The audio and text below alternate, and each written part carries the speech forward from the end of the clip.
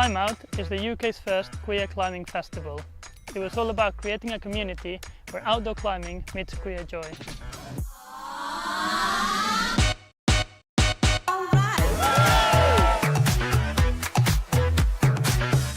It's really for anybody who fits under the umbrella of queer and allies as well. We really wanted to make sure that everybody felt welcome. It's in our core values, but seeing people here from all different backgrounds, all different abilities, all different physical characteristics, from all parts of the world has been really, really wonderful, and that's how we wanted it to be.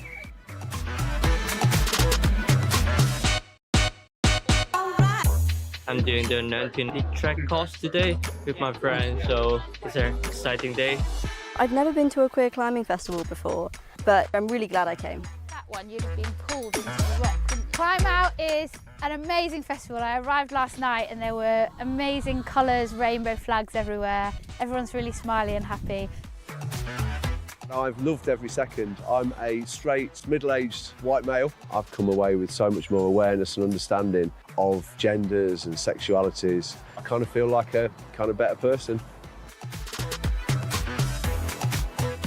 It's just so special. It's so nice to find people who are just like instantly connected over something. It's like climbing and then it's being queer, and it's just, there's so much that already connects us all, so it just makes friendship a lot easier. Oh, cute. It's really lovely for me to be involved in a really inclusive environment. As a paraclimber, I don't actually hang around in like super inclusive environments, and then when you go into a really inclusive environment, you really notice the difference. When you tie into someone at the other end of the rope with trotting, then you're really putting absolute faith in somebody and that trust. And there's been so much trust and faith and honesty this weekend. It's been absolutely incredible. Oh, there should definitely be more festivals like Climb Out. It's like such a positive, wonderful, safe space to just be yourself. And I think every community deserves that. So this is magical. It should happen everywhere. Climbing was one of the best gifts that somebody ever gave to me, and I think we've brought that to some people over this weekend. So yeah, I'm super happy about that at the Climate Festival.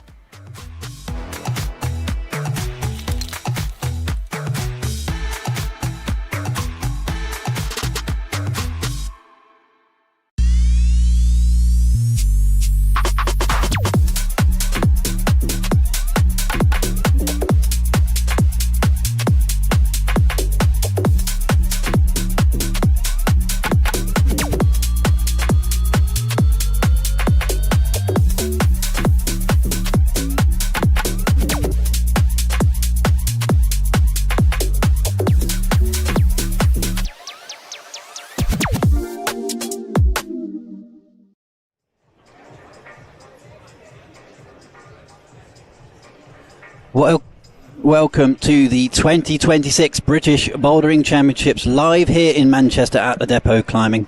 51 of the country's best about to step out onto the mats, all fighting to whittle this field down to just 8, as always, for tonight's final. It's full World Cup format for semis and for finals, and I'm joined throughout by British team climber and all-round legend of the sport, Molly Thompson-Smith. Hello, Mike. Molly, this event plays a big role as part of the British team selection. Not only medals and money to win tonight, but you can really feel the intensity in the venue here. How important it is for the athletes really hoping to represent Great Britain this year internationally and on the World Cup circuit. Oh, absolutely. As far as weekends go for this year, this is an important one for our athletes. And like you said, you can really feel that in the atmosphere here at Depot Climbing in Manchester. Today's competition is super important for deciding who will be our British bouldering team for the 2026 season, as well as who will be representing on the World Cup stage. Now, we had such a successful year last year, particularly in men's bouldering, as well as women's, so we do have some pre-selected athletes. So for them, this weekend's not so important, although I'm sure it's a great, test, measure, marker of how their winter training has gone. But we've got 5 men who are pre-selected for World Cups this year and 2 women.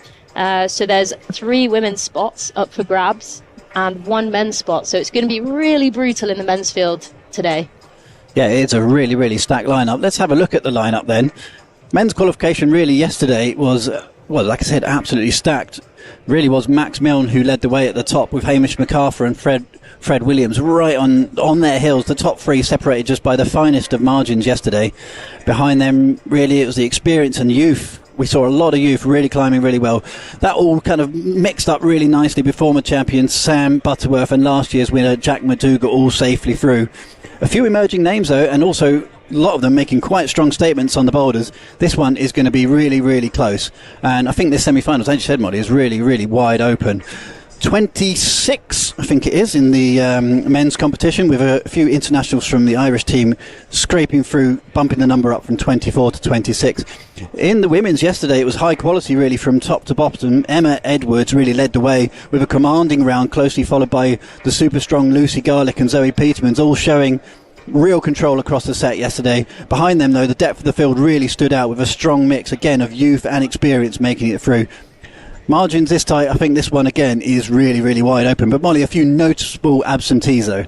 Yeah, I mean, we have to mention the two people who aren't here at the moment, Erin McNeice and Toby Roberts, two of our strongest athletes on the British team, both out for slightly different reasons, but basically due to injury.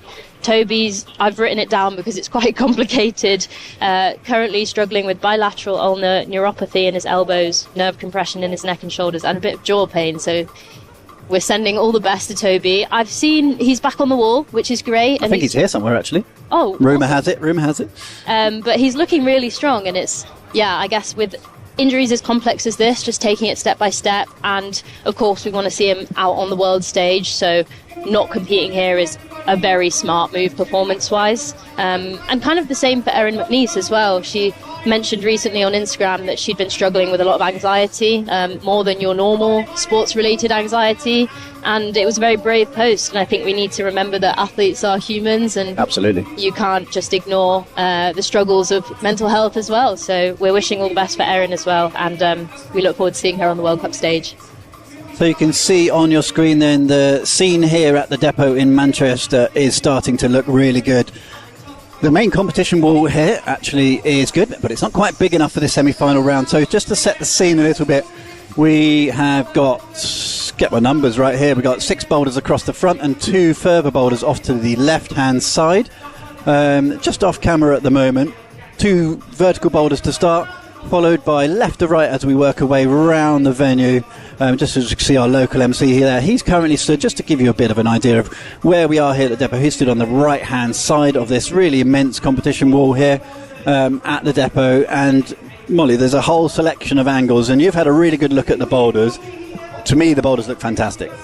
Yes, agreed. We were lucky enough to be taken round by Chief Route Setter today, Dave Barons. He gave us a little tour of the blocks, and you can just see how much work has gone into making these boulders, one, great tests of all-round abilities, but also kind of a bit of a spectacle as well. The wall looks great, and I'm sure the boulders are going to climb just as well as they look. But I think we are about to kick off with our first athletes. Yeah, that is the left-hand side of the arena then. So semi-final format is the classic four boulders, 5 minutes on, 5 minutes off the wall. Isolation zone is just to the right of where those first 2 climbers, Hannah Hunt and Sean O'Connor, are currently prepping the boulders there at the moment. So they go back to an isolation zone in between boulders, and we work our way today from left to right. 5 minutes for each boulder. Sounds like a lot, Molly, but in reality, on boulders this difficult, probably not. 5 minutes is not a lot of time. I encourage you, if you want to have a little taste of what it's like to compete at this level, go to your local wall, pick out a boulder at your absolute maximum and try and get it done in 5 minutes. So a respectable crowd in here at the moment, just filling the various elements of the Depot Climbing Centre. It's not a sort of standalone World Cup bespoke built venue, but it is very, very good, and there's plenty of space for a crowd. So semi-finals tends to be a bit of a slow burner, so at home get the tea and the crumpets out. Enjoy the next couple of hours of climbing, because there's some absolute talent on display, and as Molly said, the boulders look really, really good as well. Yeah, what a way to spend your Sunday morning, hey? Well, and hopefully not just the morning, because we have got the finals coming up tonight. Starts just before 6 p.m. tonight here in Manchester. Absolutely. But looking at these first boulders, Dave, our chief route setter, said that F1 was all about subtlety. I think it was a bit powerful, a bit tensiony, quite technical, so he's kind of wrapped it all up in not many holds, to be honest. Not many holds and not a huge amount of space into this corner, but you can really pack in some complexity when it comes to corner climbing and some bad footholds. Yeah, the stories of these boulders will probably develop over the next sort of hour and a half to 2 hours. Obviously, at this stage in the game, if we see early tops, some of the route setters might be getting a bit nervous that the round's too early, or we've got some absolute bolters coming through the field, which British Championships has definitely happened before. Absolutely, you never know who's going to turn up when it matters most, so best of luck to everyone. Well, and a fantastic blend of youth climbers who might not necessarily be the biggest names, really challenging some of the likes of Max Mill and Hamish MacArthur later on in the round, and those from overseas. Sean O'Connor here from Ireland, making an interesting start on men's number one. It's a real sort of hop, skip and a jump to get the round going, which I think a lot of the younger athletes especially, but not that any of them are probably older than 23, but some of the real young guns will be enjoying a bit of jumping to start. And sometimes I used to find back in the day that a really slow technical slab would be the most awful way to start, but looks like we've got a bit of power to get going in the men's, but not so much for Hannah. No, Hannah's still figuring out this first move. I think she's on the right lines, trying to hop over, and there she goes. She sticks it.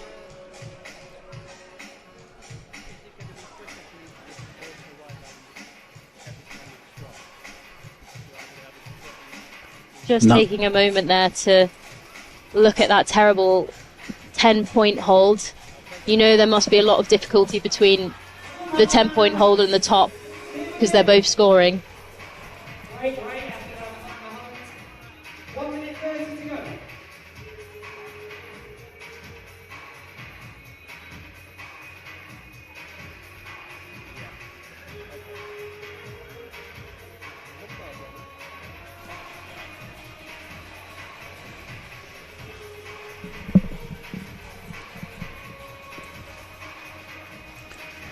So just setting the scene here in terms of scoring, it's the World Climbing, ex-IFSC, we're going to muddle those words plenty of times today, the sort of change in branding from our international federation. Like I said, 4 boulders, 5 minutes on, 5 minutes off.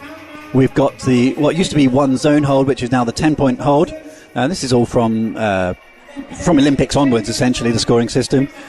10 points is the first zone, which you can just see Hannah aiming towards on the right-hand side there. And then 25 points for a top. 0.1 points deducted for every unsuccessful attempt. So essentially, it's still tops that counts, but it's the number of attempts can become quite crucial. And with this scoring system, if you look at some of the feedback online, ties can become quite prevalent, especially in the latter stages when the event gets really close.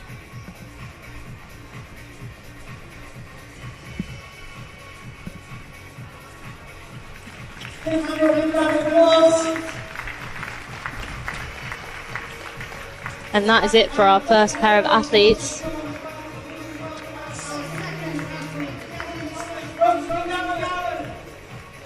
Gavin Thomas and Rosie McGowan out next then. Just see in the background there, just the sort of the slow start to the morning as the crowd slowly starts to build.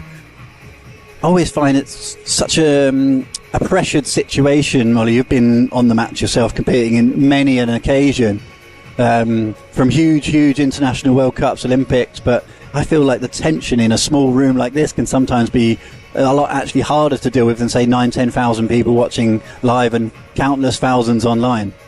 Definitely, as we already mentioned, the atmosphere is quite tense here. I think, this weekend is the decider of what your year looks like, really, and just the knowledge of that can put a lot of pressure on these athletes. I think it being a smaller space, knowing a lot of faces, you don't want to let people down. I can see why the athletes find British Champs a bit more stressful maybe than a World Cup. I guess this is kind of a stepping stone to what everyone wants to eventually get to throughout the year. Is it quite an isolating experience? Obviously, you've not seen the boulder before. You've got 5 minutes. It's just you and the wall, and essentially a load of people staring at you. I think it's quite tough, and maybe this first boulder is a good example of that, when you can't quite unlock it from the get-go, and that's maybe what happens with these coordination style moves is you just find yourself repeatedly falling off the same move over and over again, and it can be quite hard to stay positive during that.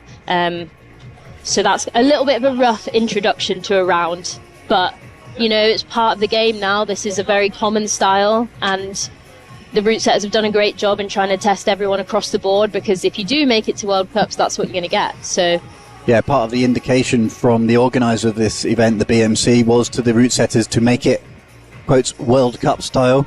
I mean, that's a fairly loose term these days compared to what you see in modern climbing gyms. There's so many big holds, big volumes and big moves. But they really are leaning into this being a high-pressure training event to really get the British team to where they need to be pre-season. yeah, and talking of route setting and the route setters, we've got quite a stacked route setting team as well. As we mentioned earlier, Dave Barons is our chief route setter. He has been British champ probably more times than I've got fingers to count. Yeah, exactly. Dave knows what he's talking about, basically. He's also competed on the World Cup stage for GB for a really long time. He's been there through many of my World Cup memories and had a World Championship bronze medal, I think, in China quite a while ago now, but we'll move on from it. Yeah, I'm going to stab in the dark at 2013. I think it was around then. But he's a great member to lead the team, basically, and has a wealth of experience when it comes to competing at BBCs and internationally. So, yeah, he's a great leader. But with him, we've also got some aspiring route setters, including Tara Hayes, who is an ex-GBT member. And I think it's great to see Tara now, like, kind of giving back in a way and contributing to the route setting in the UK. I think having a female who can climb as hard as Tara can, who's had the experience of being an athlete on the mats, like, she just brings such a good perspective to the route setting team, and it's really exciting to see her joining that side. Yeah, I was chatting to some of the organisers yesterday, and they said that this event is obviously about crowning a British champion, but the organisers are putting in significant work to skill up the judging team. There's judges here from Italy, and there's a lot of community sharing going on to really skill up across Europe, really. That's been led by some of the British organisers here to make sure that the whole standard of everything is just increasing as we get more and more Olympic cycles. And it's really, really great to see. Having said that, what's not great to see is people falling off loads and loads of times on the boulder. So a really tough start here. Probably expected, though. You know, we are trying to separate in the men's competition 26, 25 in the women's, trying to separate it down to just 8 for each gender for tonight's final. And you know, the field is, as we've mentioned a few times, is really, really stacked. So it is going to be a hard round. There's no escaping that.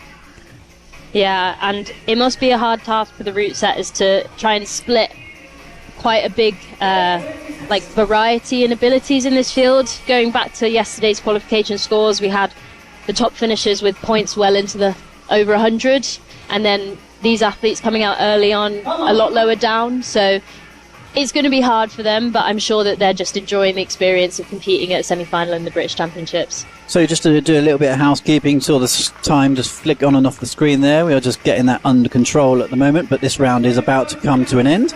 And the next 5-minute rotation will make a start. There's an audible beep in the background that counts down the last 5 seconds before there's a 15-second rotation period where the athletes come out. Chris Kafari and Lucy Cooper next. Chris is one of the athletes we see a lot down in London at the moment. That's where I'm based, running a lot of the events down there. He's made many a final, Chris, in the London scene, and one of those climbers who is just super strong. Does tend to burn quite a lot of attempts, but when he gets a hold, he's not letting go of it. Yeah, Chris is one of our more experienced competitors. He has been on the GB team already, so you know, he knows what's at stake, he knows what the level is, and is probably looking to get another place on the team again. Yeah, that's definitely worth fighting for. Lucy Cooper, really great moments of promise throughout the qualification tour yesterday as well. And I think at the moment, Boulder women's number 1 looking quite toppable. As this competition goes on, obviously we've got 2 climbers on the wall at the moment, 3 climbers, excuse me. Just about to see in shot our 4th climber, so as the round progresses, we will get up to 8 on the wall at once, which, just putting it out there, it's quite tricky to keep track of, all 8 at once, and we're going to do our very best throughout this evening as we see Hannah Hunt really looking quite in control of this, that 360 spin on women's number 2. Great looking boulder. Suggested to us as more of a British style. Yes, a bit of British grappling, I guess, with a tricky move out to a slot. I feel like a slot is a very British way of increasing difficulty. Yeah, precision.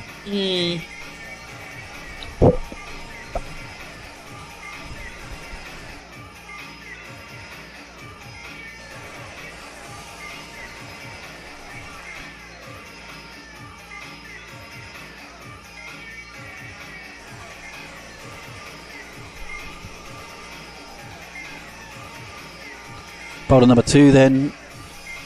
Molly, first climber out. Sean O'Connor, it's this sort of technical, just off vertical slab. Well known here at the depot for a lot of their events, a lot of heartbreak on that bit of wall. Yeah, definitely. Dave described this boulder as English-French and tenuous. And it certainly looks that. We had a closer look at those holds and they are bad. I'm certainly not jealous of Sean here on that vert slab. I mean, we're sitting 30 or 40 metres away from that boulder at the moment, and I can't actually see the handholds from here, so gives you an idea of how small they are. We'll talk you through that boulder as we get through this semi-final round, but essentially a hard stand-up move.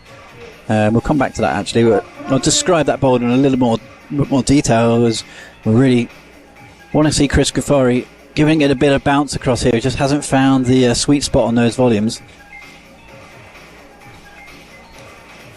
It's sort of a lot of left foot, that jump leftwards. Yeah, this boulder is all left hand, left foot, a lot of coordination for the left. But I think it's quite a common coordination move now. I feel like quite trendy, maybe. Yeah, sort of lead with the left and then hop, and then trying to find a balanced position. But the holds Chris was aiming for are actually quite good, as Hannah Hunt really is enjoying this early section. Good to put a bit of power down early in the round, get the biceps warmed up. There's the slot that Molly was referring to with the left hand. It's like a good edge, but route setters have put a cheeky little hat over the top of it.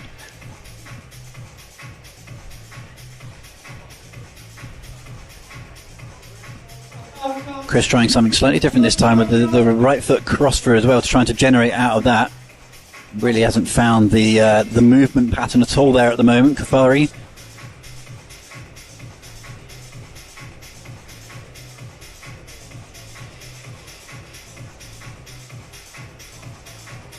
Hannah going through quite a few attempts in a short space of time. Yeah, we're putting a lot of power down early in the round. You can see the right hand sliding down that sort of what we might refer to as a guppy on the volume, sort of a wrap of the right hand. Potentially burning quite a lot of skin after a tricky round yesterday as well. Still a further 2 boulders to go, and trust me, they're not getting any easier. Molly on that move with Chris there at the moment. He's bouncing leftwards, but his body's coming out quite far from the wall. He's got to try and find a method of jumping whilst staying really sort of pinned close to the surface of the wall. Yeah, I think it's all about direction of hips with that sort of move and trying to face the wall as much as possible. But again, one of those kind of moves where eventually I'm sure Chris will get it, but can he get it in 5 minutes? The question. And I think he's getting slightly closer, but just not quite finding that right end position, which means he's flying past the 10-point hold. But on to our next athletes. Holly Key and Arlo Levy.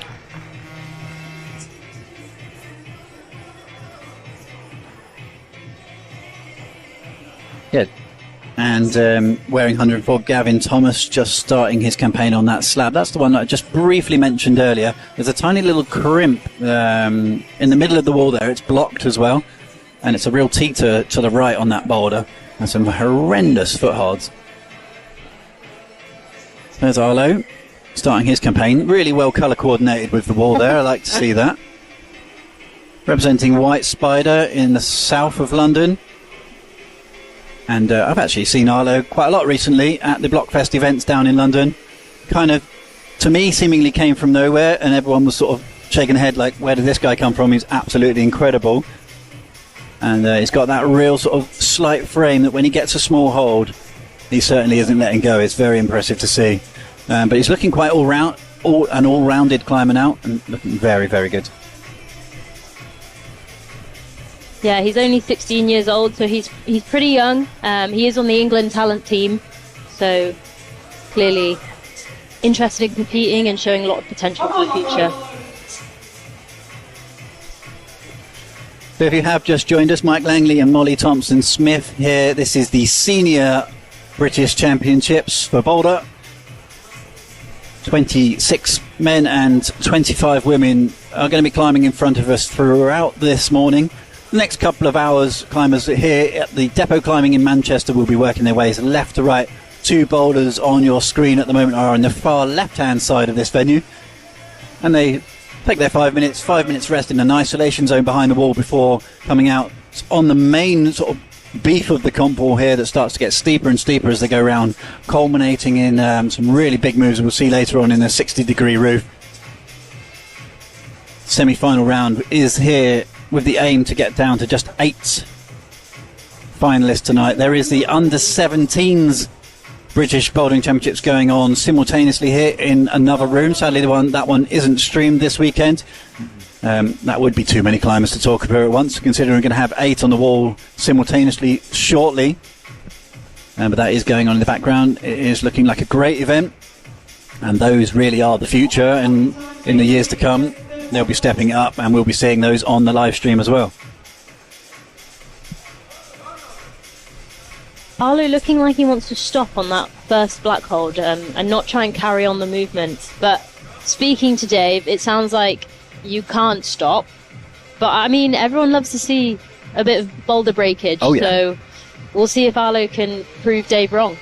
I'm putting my 10 pence on the line now. I want to see someone jump from the first hold to the last. Oh, I don't The think internet it's possible. breaker. I don't think it's possible, but I would also love to see it. To be honest, I don't think it's possible either, but I'm just trying to build it up a bit, you know? I see. I mean, with people like Hamish MacArthur, who love to break boulders and really, you know, they're skilled at using their length. And there's all this like, reaching and morpho, but I actually think it is a proper skill to know your proportions and be able to use it to its absolute max. And Hamish is incredible at that. So, I mean, maybe he thinks he could and he can. That's the move in question there, men's number 1. What do you think, guys? Start to finish on the red, but men's number 1. Does it go?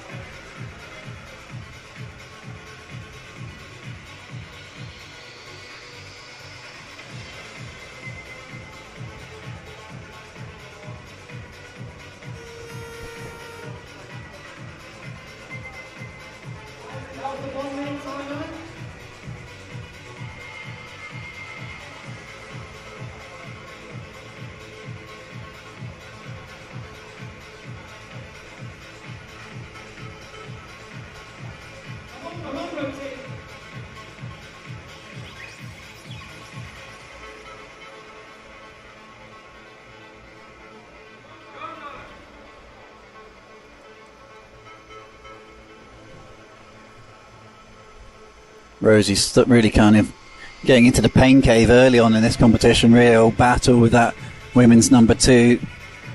Almost a non-existent starting foothold. It's sort of a big yellow blob down there, but it's upside down, so she essentially has to bring the feet straight off the mat, straight upside down and spin. Really intense on the core and walking away feeling that one. Yeah, very difficult starts to these boulders so far. Hard for athletes to kind of get into a flow, but this is the British Bouldering Championships and we have an absolutely stacked field, so the route setters have put some really tough blocks on the wall to separate everyone. Chris Gaffar is moving on to the slab, men's number 2. And Felix Watson-Evans will be making a start on men's number 1. Holly Key is out for the women.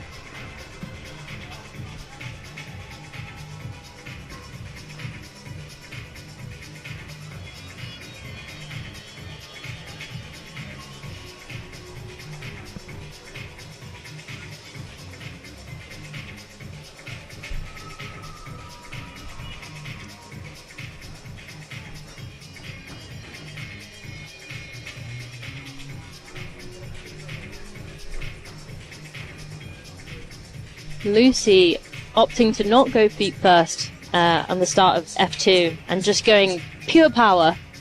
Front on power, that's what I like to see. Love to see it. There is a real emphasis of board climbing in this country. It's sort of possibly the country where board climbing is prominent the most. That's a real feature of our sport, and pure power style front on, we're seeing that a lot more. Yeah, for sure. We've got a very strong training culture in the UK, I'd say. And I think that despite the youth coming through with the coordination skills and the spectacular parkour moves, we've still got that training and strength culture. So it's good to see it tested on these boulders here in the semi-finals. First look then at women's number 3, Hannah Hunt, starting to battle out some of the steeper sections of this wall here. Blue volumes with black sort of rails, really trending right to left, that one. Yeah, another tensiony and powerful boulder set by Ewan McFadden, our Scottish setting representative. And this is the first look, beautifully keyed up there for Sean O'Connor at men's number 3. Another boulder set by Ewan and the team. A lot more basic, this one, and sort of a powerful, like, horrendous squat position. You're talking about height earlier, Molly. Obviously, it's a big distance between the holds, but you're really in a small box there, and you wonder if some of the bigger climbers are going to really struggle to explode out of that position. Yeah, I guess that's one way to add difficulty to a quite simple vertical jump, is to make the start position really difficult to get out of, and the route setters have certainly done that here. Yeah, they're not exactly jumping to massive warm-up jugs either, I don't reckon. Definitely not. Look at the battle here from Hannah, though. This is really good to see. Loads of tension on that third boulder. And there's quite a lot of work to do to get the 10-point hold on that boulder. It's still a long way, so... Just a commentary correction there. We've got Amy Rafferty, on women's number 1. Starting to do battle with this groove and looking in quite a good, solid, composed position at the moment. No huge scores on the doors at the moment, really. 25 climbers in the women's to get down to just 8, and we will bring you scores as they sort of start to come in throughout the round.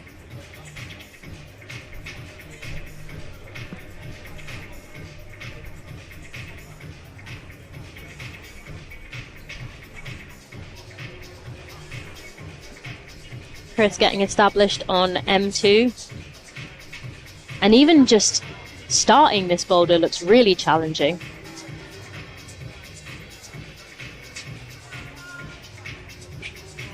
A lot of head shaking going on out there at the moment, which, to be fair, was probably what we were expecting at the moment. There's no shortage of effort, though. Lucy Cooper really going to town on that boulder, not quite sure where to wrap the legs. Was Amy Rafferty there. Good to see that representation from Ireland coming over here, taking that short hop across the Irish Channel to get stuck into these boulders. And there's definitely some more and more strong climbers coming over. This competition is accessible for all internationals, and I think the vision for this event in the future is to try and skill it up, level it up, and so that internationals do want to attend. Obviously it's hugely important as part of the British team selection, but it is a competition at the end of the day. We are looking for a winner, looking for a podium, and internationals are absolutely welcome. So next year, if you want to get stuck in, you fancy to look at these types of boulders, come and get involved. Chris managing to almost stick the 10-point hold on this M2, but he's just out of time, so he's going to have to walk away, unfortunately. Felix Watson-Evans actually getting quite close to the 10-point hold there in the final few seconds of his attempt. Dario Prina will be out next, another climber from sort of London and the southeast in the men's competition. Should be Lily Moss as well joining us.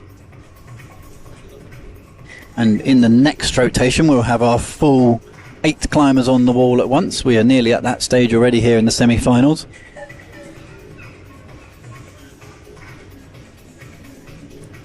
A gentle rumble of techno here so far at the depot. This will be ramping up as the day goes on. Local DJ, many will know, Sam Whitaker from the Climbing Works, giving us some nice tunes this morning, and the crowd just sort of relaxed, sat on beanbags, and many of them sort of standing in any position they can find to keep an eye on the boulders. A lot of the squads here, a lot of the younger climbers do come as part of a squad for a wall. You can obviously see when we cut to Arlo and Levy, he's got the white spider top on there, and the development of the youth squads means that when they come to events like this, they tend to come en masse.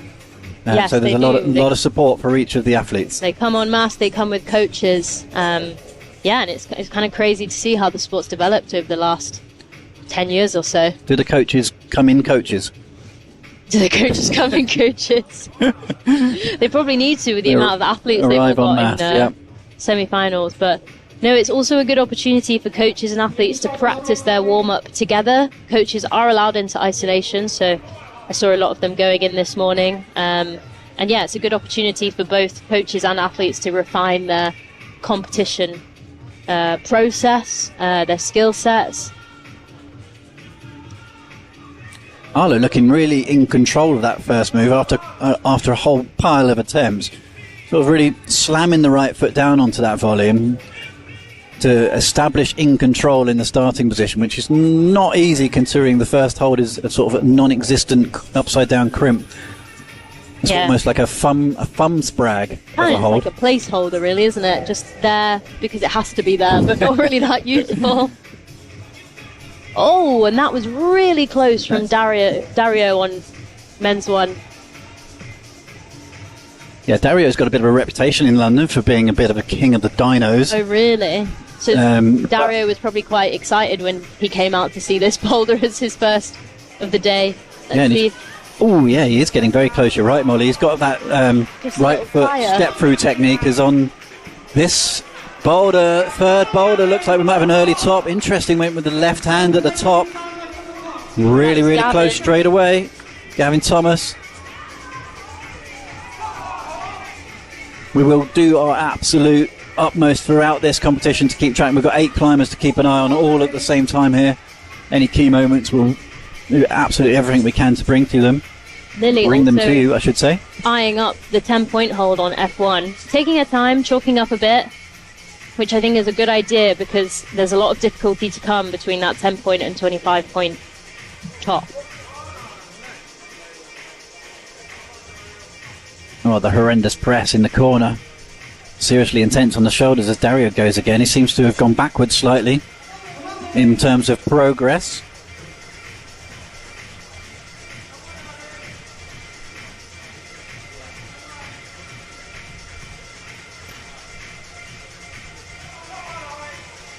He's got the stees going across there at the moment. He's got it under control. Casual. Yeah, he's pouncing nicely actually. Just needs one go where everything tenses up at the same time, I think. Just looked maybe a little bit too casual towards the end. Good support from the crowd here for Holly Key. Currently on women's number 2. Looking really strong through that footless section. A massive amount of front on power. As this is what we want to see. We've had one attempt here so far on the top. Can we see our first top of this competition? Gavin Thomas looking to do something absolutely crazy. Goes for a high foot. They didn't see that one coming. Nothing for the feet at this stage and a couple of really bad textured holds. Is it going to work? Is that the method? We have been given a bit of route setter insight into that last move of men's number 3, but maybe we'll just hold on to that and let's see how this one plays out.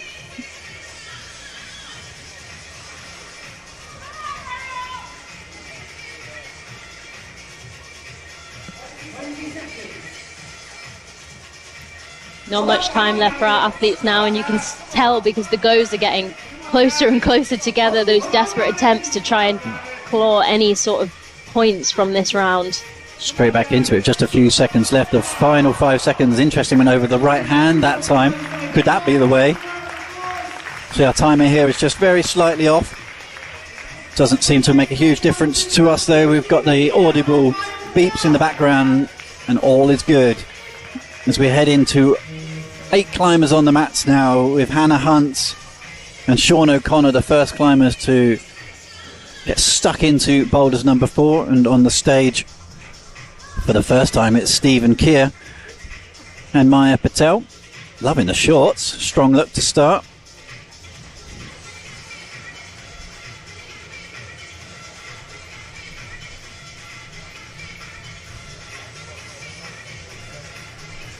Maya, one of those athletes who's just seemingly been around for a long time as well, even though she's so young.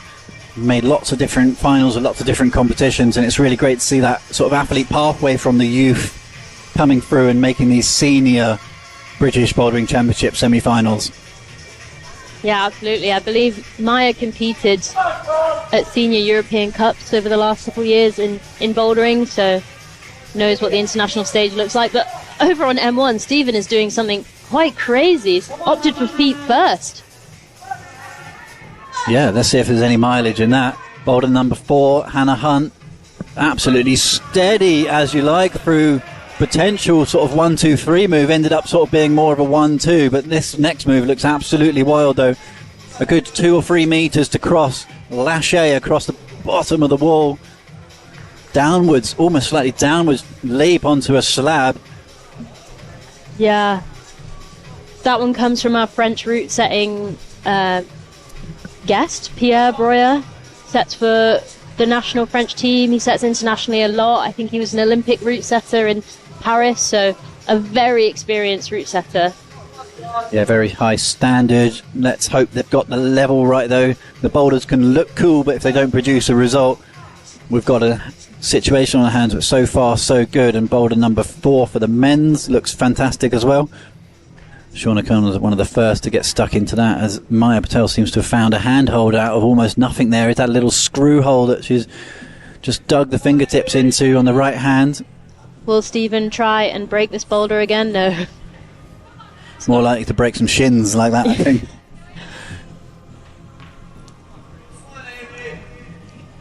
Hannah looking so strong on that move, wearing the Catalyst climbing t-shirt, part of the Louis Parkinson sort of setup over in London. Huge black tapes across the groove there, showing that you cannot use any of that section of the wall. Not that you really would be able to, mind you, but it's really to stop you palming in the corner. It's brutal methods from the route setters. Oh, look at that. Absolute Amazing styles. save from Chris there. Chris not only caught it with one hand, decided to showboat and one-arm campus. Oh, went over with the right hand, just fumbled it actually. You saw the fingertips just rattling around that hold. He really likes what he sees with this one, obviously.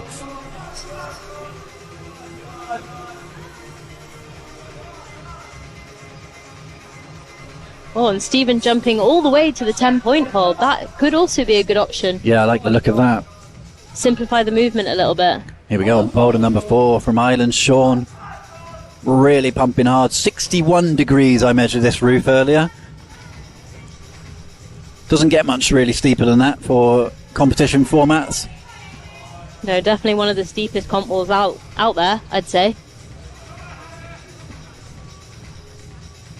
Hannah's back into this lâché, so she can get the timing right. Slightly better, but still letting go at the wrong time. Yeah, got a lot of distance to make up there still. And I think it's maybe a commitment thing that's letting Hannah down. Well, it does look fairly terrifying, to be honest. I would be the exact same, I think.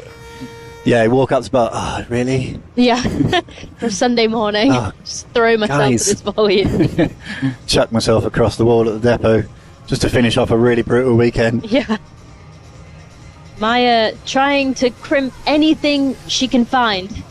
Yeah, you're not allowed to crimp the T-nut holes, the bolt holes in the wall. Oh yes, here we go. Boulder number 1, bottom left of your screen. First climber to secure the zone hold, or the 10-point hold. Action coming now, because we've got Chris and Hannah going well as well. Stephen taking his time. He's probably not got much time for many more goes. Chris on men's 3. We thought he had it, but this is looking good for Stephen. Has had the last hole. He's got to hold it in control with 2 hands. The first potential top here. That's it. That's the method. Oh! Absolutely savage as the final 5-second beep goes. I think looking back is going to be pretty devastated that wasn't the top. The wobble as soon as the 5-second countdown started.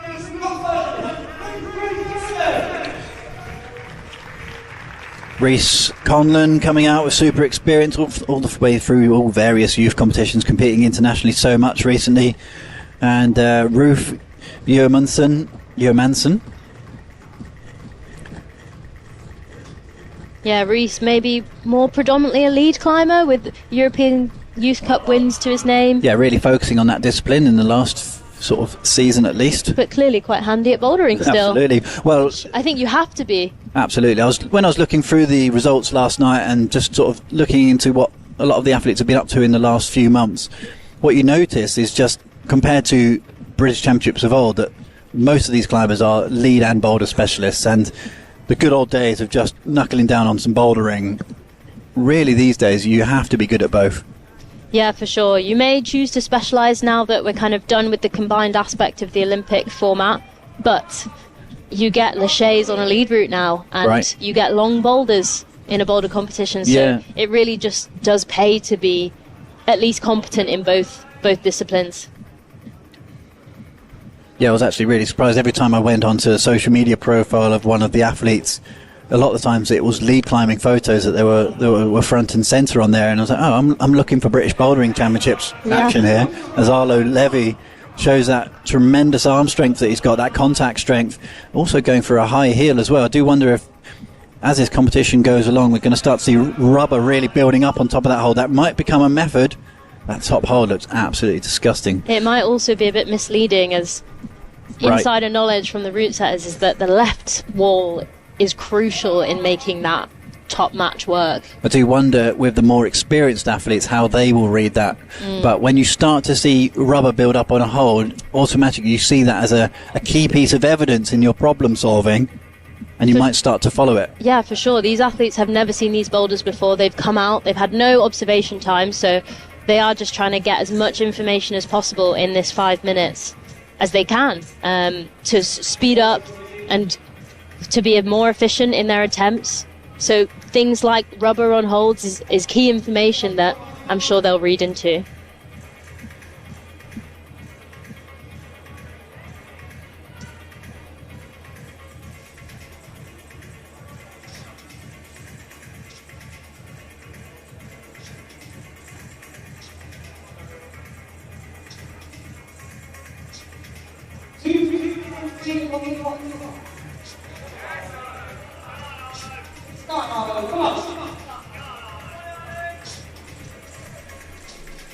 Arlo getting stuck right back into this one, going for that high heel method again. Looking really controlled on that. Oh, fantastic. Let's see if you can power make of the it right work. hand. Like that left wall, like you say, Molly, there's nothing on it apart from the friction of the panels itself. Looks like you really want to stab a foot out there.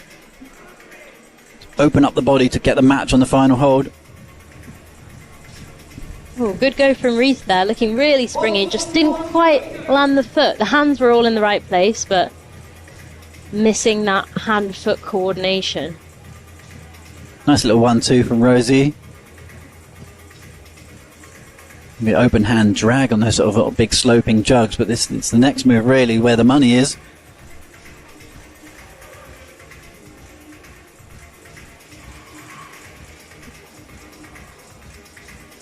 Got to build the momentum in the right direction with this jump. Lead with the hips.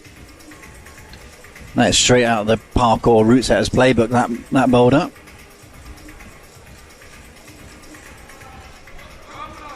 Ruth pressing out, looking up at that zone, and that looked quite close actually. Yeah, the zone hold is just sort of a splat of paint really on the wall. Yeah. There's not much to it. I'm not even sure if it's got any texture on it. It's just a placeholder more than anything. Something to indicate where the 10-point hold is. You see a huge splat on the wall. Pretty much sums up the start of boulder number 4. Oh, the leg wrap as well. Yeah, Lily looking Getting great involved. on F2. I think this is a high point so far. Yeah, the sit-down method. Like this. And into some pressing action before a slot, an evil slot finish. Reese looking good here. We've just seen previous climber right up in this same position, Stephen Keir. Can he do something with this last move? He's on a fairly decent right foothold. Oh, it's the buzzer again that's going to be the thing that's going to time out, because Reese is looking completely in control. We have a full timeout with climbers still on the wall.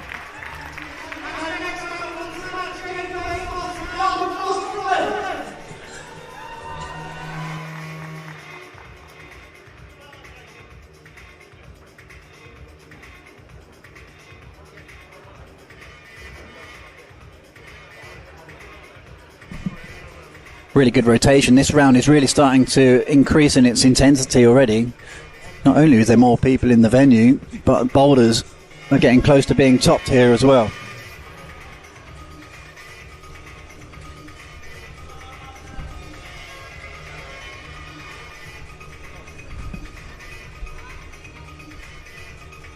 Men's number 3 that we have Felix on at the moment seems to be a bit of a favourite for the athletes so far. Number of people getting the top hold with one hand. Jacob Amos then, good to see him out on the wall. Any support online for Jacob?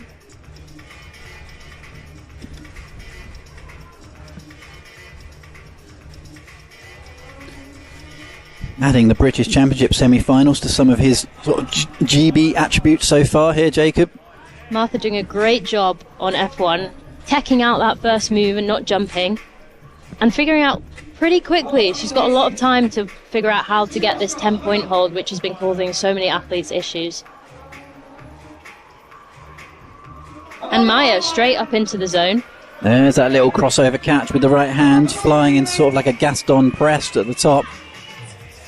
We have been reliably informed those two white sort of sloping dishes have got really terrible texture on the top of them. This is good progress though from Maya and from Chris.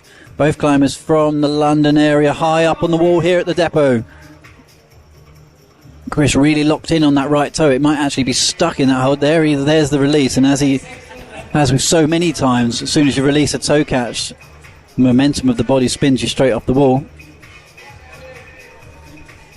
Maya just figuring out how she's going to get her foot where her hand is, because all of her weight is through her left hand right now, and she's going to have to figure that out. And she's wiggling it on. This is true Maya style, absolute battles on the wall, making sure you use every single ounce of energy when it goes into each of the boulders.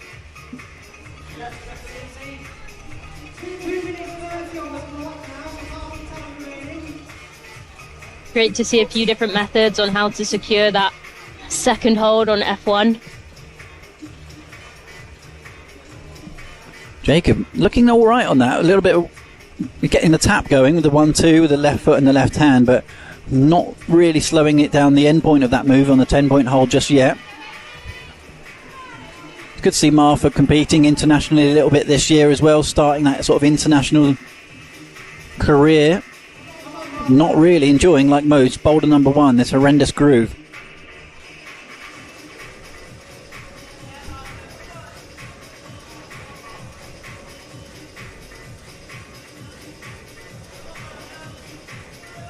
Martha trying something different here, standing up and eyeing up the final hold.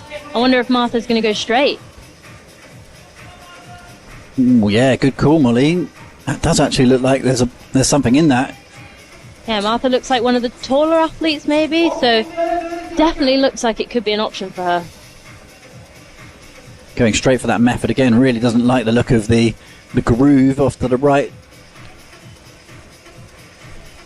Imagine this 60-degree roof to finish these boulders and the lache for the women. It's an absolutely brutal round of power. Just look what's involved in each of these boulders. Yeah, so physical. Felix looking like he's fatiguing for sure, but still managing to catch the jump, which is very cool. 1 minute left then.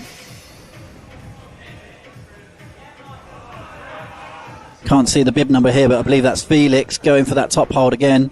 We're seeing time and time again then the roll over with the right hand on that move. I think we are going to start to see that coming into play.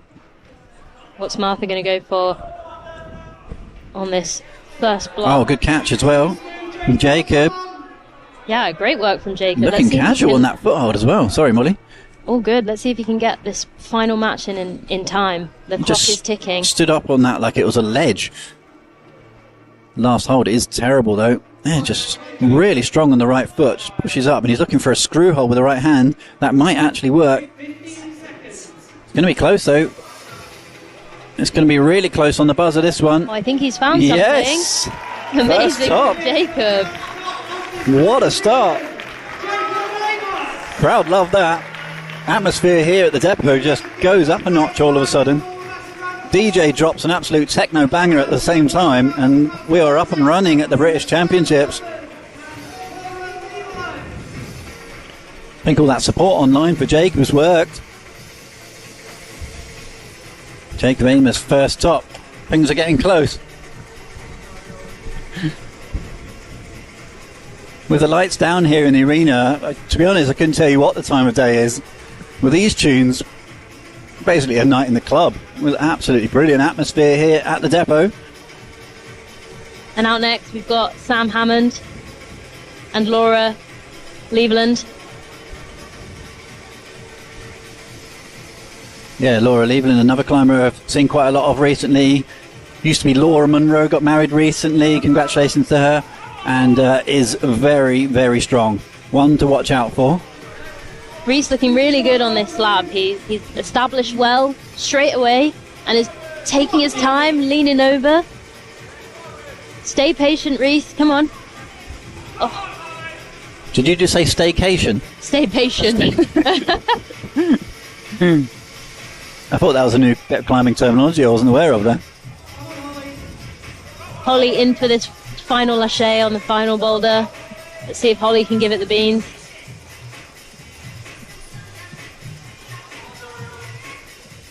Yeah. With such a big distance, you've really got to generate as much momentum as you can, and I don't think Holly was quite going for it enough. Yeah, it's full commitment energy required, isn't it? I think that's Laura Lieveland, and then first look at this boulder number one. Ooh, very clean from Laura.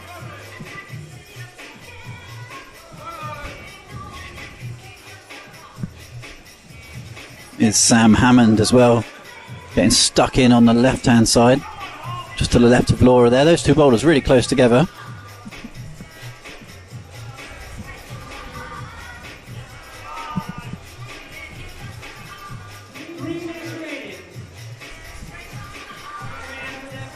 Sam looking really to build on those first youth medals that he's got this year on the international circuit. I think Dario's just here for the Instagrams, I think, to be honest. He loves the show.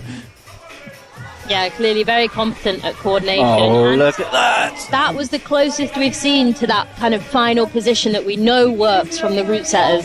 And it looked like he almost went into it by accident. Yeah, he was just ripping up there. Yeah. Zalo Levy can't really establish on the bottom of number 4, and you can understand why. 60-degree roof, two absolutely terrible little foot jibs to try and pull on.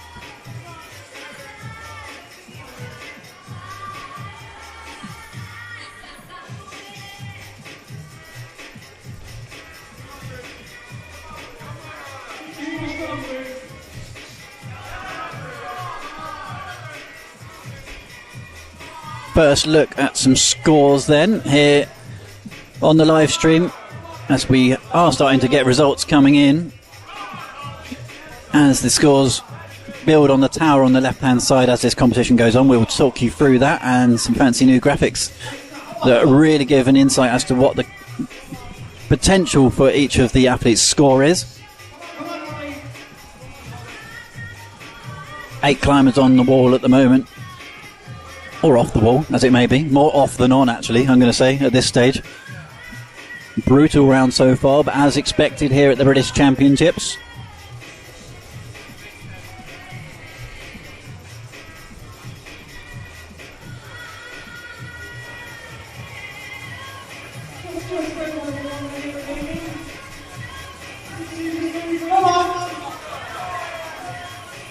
Local MC really trying to get the tempo going here to try and get some athletes higher on the wall. There is some action happening though. As we cut to Reese, first climber, we've seen this high up on the wall. He has looked really good on that boulder so far. One more move to go and it's to a decent hold. Yes, Reese Conlon, first climber to find a top Dario almost finds a top as well.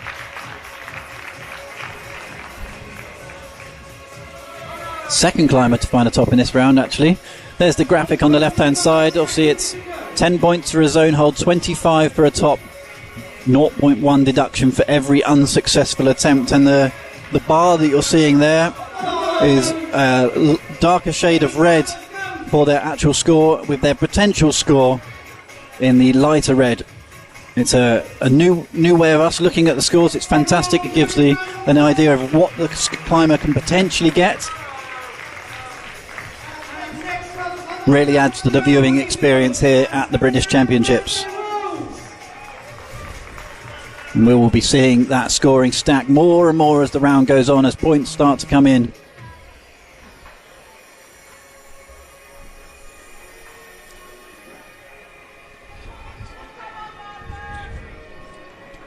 So, Molly, we definitely know the slab, men's 2, is doable now. Yeah, as is men's 1. Wonder if it'll be done without using a screw hole. I think it will be, but good to know that these boulders are toppable. Yeah, the door's open now for tops, basically. Jacob had that fantastic start. Let's see if he can back it up with something on a completely different style. Yeah, quite the switch up here for the men from boulders 1 to 2. Sarah Wednesday Wills starts her campaign on women's number 1. Climber from Exeter, going strength to strength throughout her youth career.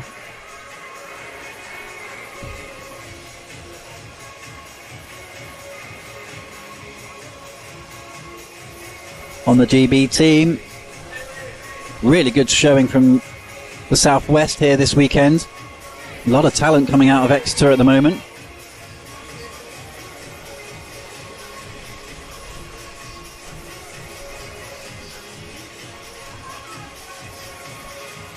Such a battle on this boulder number 2. You can see actually chalk all over that boulder now. Really wrestling with the volumes, not quite sure which direction to go for Martha.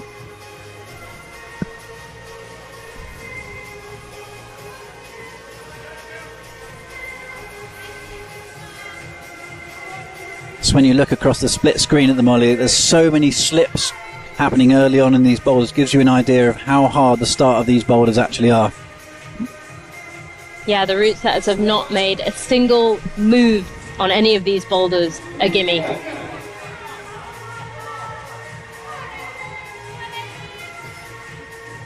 You know, semi-finals has to be quite a challenging round. You've got to bring the number of participants down quite a long way. You know, from 26 or 25 down to 8. That's a big cut-off. So the route setters have really had to make it difficult to get the splits that we need for tonight's finals. Yeah, but there's no shortage of entertainment in that process. It's been fantastic to watch so far, and we're really early in the early throes of this competition. Maya making moves on F3 in the roof, and she's almost found that really deep drop knee.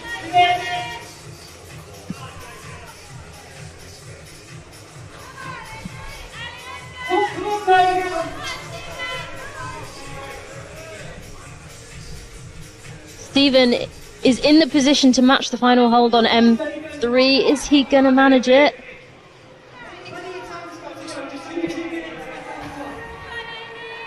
Amy Rafferty, time and time again, is establishing in this swing move the lâché. Never feel particularly comfortable calling something a lâché, to be honest. I know that's the in term, but it doesn't sit with me. Anyway, the swing across the wall. Real momentum there from Amy.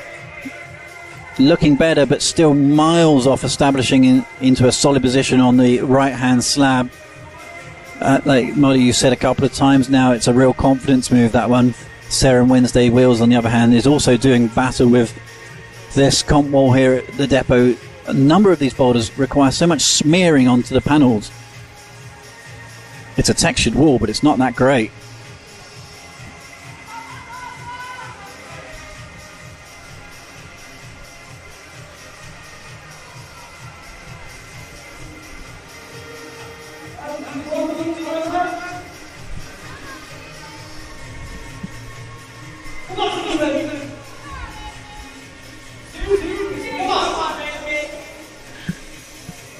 Stephen Kidd going really well once again on this last move. It looks absolutely casual up to that point.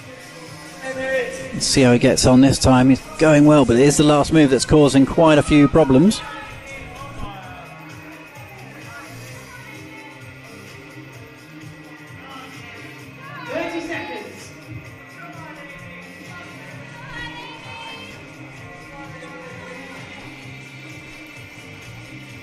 Time once again really drifting away for these athletes.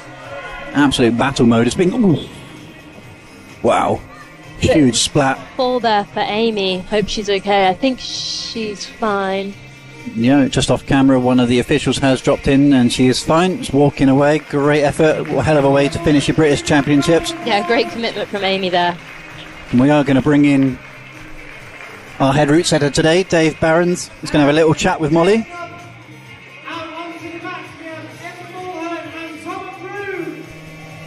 Well, hello, Dave. Hello, Molly. Thank you for joining me in the commentary booth. Pleasure. How was this experience for you, chiefing? Oh, a little bit stressed, but it's been good. We've had a good team. Don't know how much of that you caught. We got you. Yeah, you've had a great team. You've got a lot of experience. You've got a lot of different experiences in that team. Talk about the members of the team. Yeah, so we've had Pierre, one of the French IFSC setters over, which has been really good to inject a different style into the British usual squirming and...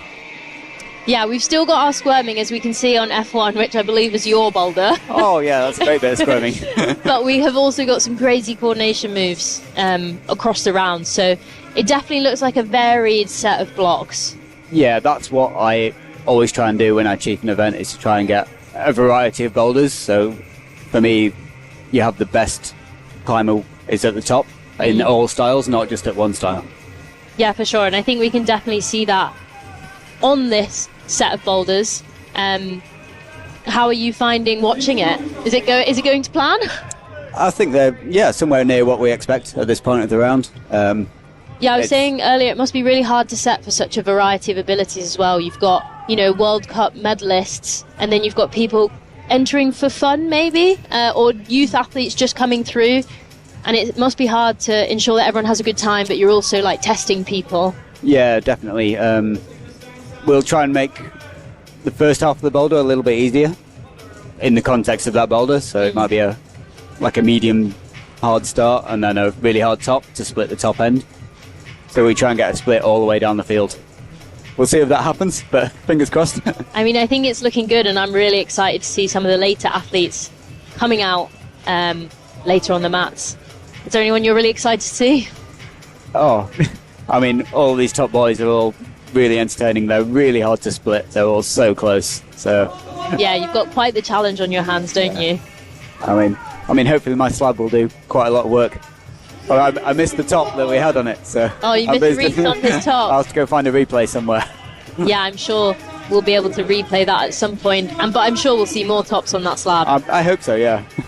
We've had a lot of people struggling with this final match. Reese is rocking it out. Oh, yes, you told me earlier that left foot on the left wall was kind of the key to success. Yeah, it's like a really tensiony...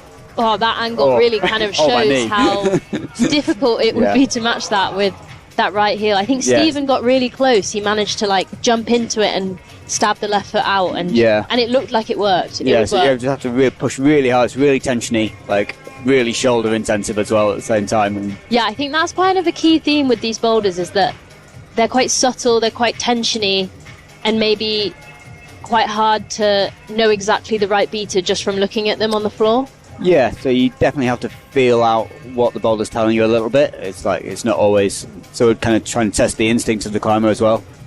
Yeah, because that's also a huge element, isn't it? If all the boulders were really obvious and kind of easy to find the method on, it would be way less challenging. And you want to test climbers' observational skills, their intuitiveness, intuitivity with their climbing, their climbing intuition. Yes.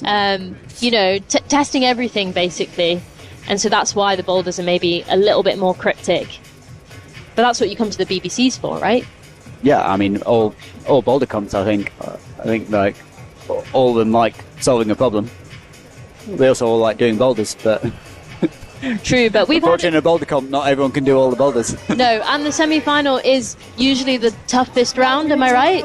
Yeah, the final tends to be a little more showy, but the semi-final is the hardest one to split because there's, I mean, in this case, 26 men, like 26 down men, to 8. women. Like, Yeah, big cut off. And how did you find setting the qualies? quality was good. Like, again, the level is a bit broader, but it's again making sure we have those achievable zone holds for the people having kind of not so experienced, but still trying to get a bit of a split out at the top end. And maybe it was a tiny bit hard because we got a really good split at the top end. Oh, I've just heard the crowd get a bit excited. Yeah, I think it was on the women's floor. I think someone committed to the actually committed a little bit nearly stuck it. Reece trying to break his knee again. Just running out of time. But a great start to this competition for him. Well, I guess he's 3 boulders through now, just the final one to go. One more to go.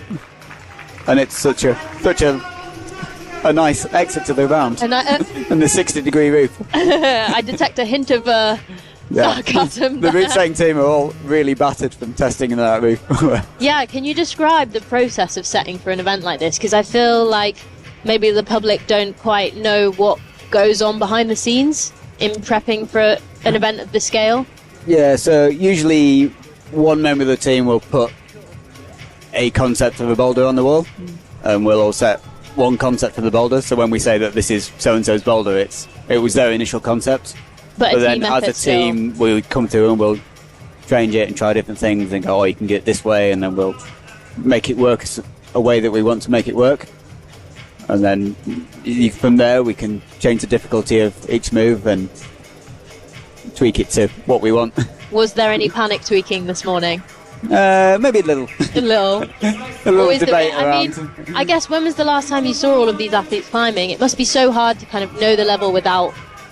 Yeah, for me it's been probably nearly a year since I set some of these athletes, but some of the setting team have been setting more recently for them, so that's useful.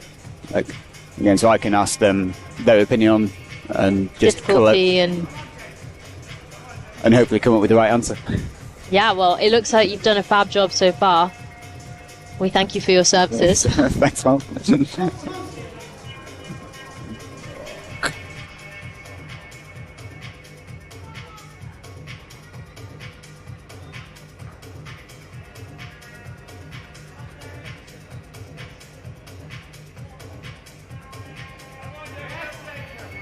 Really strong, Jacob.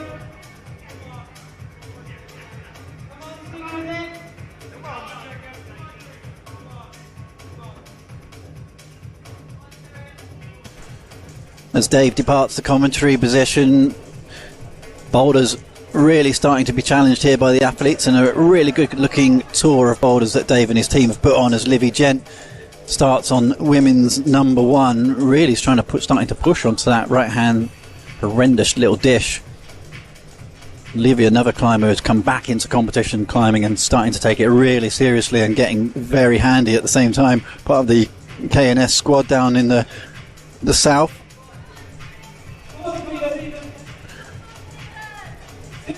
Stephen is having a stormer of a round as well. How brutal that right hand undercut is on men's number 4.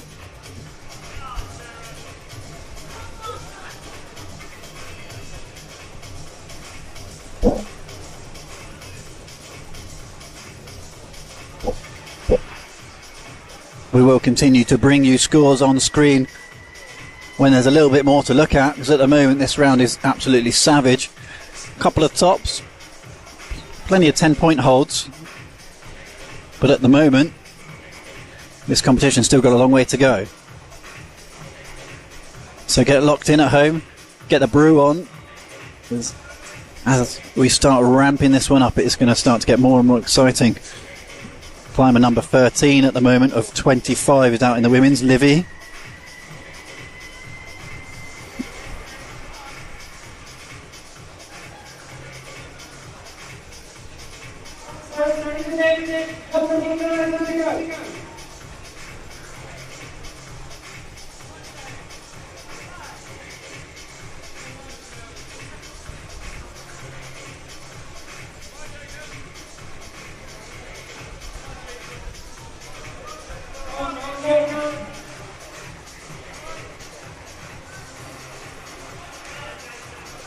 There's that right heel again, Molly. We're seeing it time and time again now. Maybe that is the way. Maybe that is the way. I guess time will tell. Such a bunch position, though. You're essentially wrapping your heel right around the top of your ear. Yeah, and Dave said earlier the texture on that final hold is not amazing. So I feel like bringing your hips up with that high heel really just is asking for your hand to grip. Is not amazing from a root set is another way of saying it's almost non-existent texture. Yeah, terrible.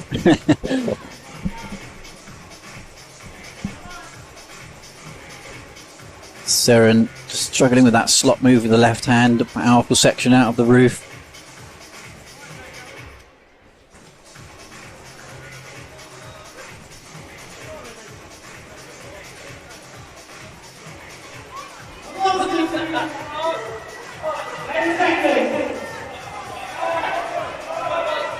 With just a few seconds to go, sorry. Stephen Molly. looking great on his last Absolutely. attempt. He secured that 10-point hold just in the nick of time. Yeah, points on the board, that's what counts. It was a good round from him. He looks pretty happy. Yeah, time will tell as we go through what sort of score is going to make a difference here to make that top 8. 10 points for a zone hold, 25 for a top, and 0.1 point deduction for every failed attempt. You won't have to do that maths yourselves at home, though, because we will bring the results as we go through the round.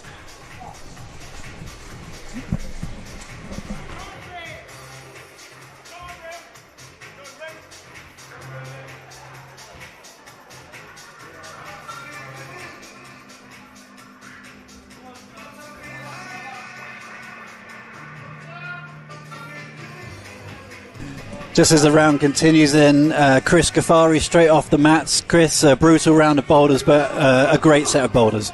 For sure, yeah, definitely a hard round. Gotta admit, I'm a bit out of practice, I think, but nice to be back in semis.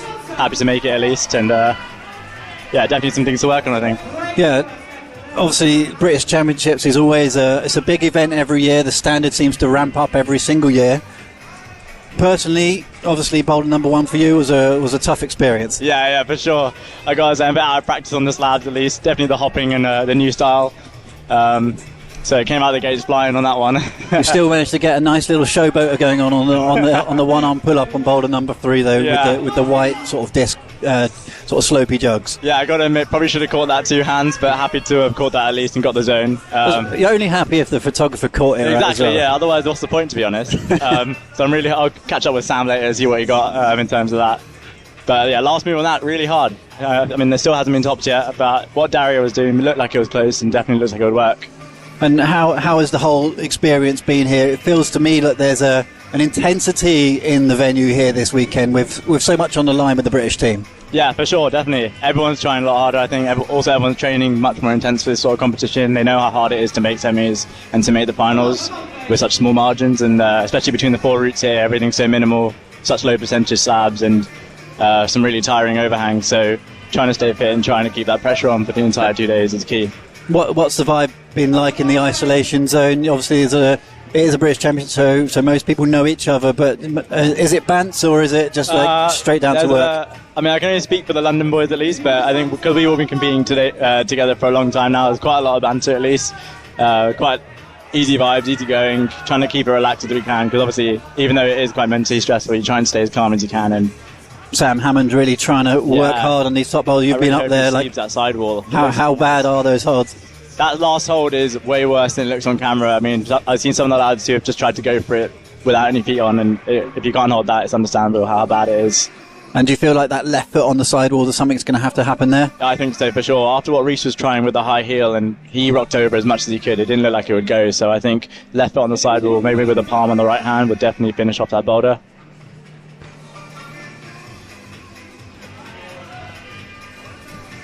Ember Mulhern getting fully involved on women's #2. What a spectacular set of moves this boulder has as well. It's a nice little rest position as well.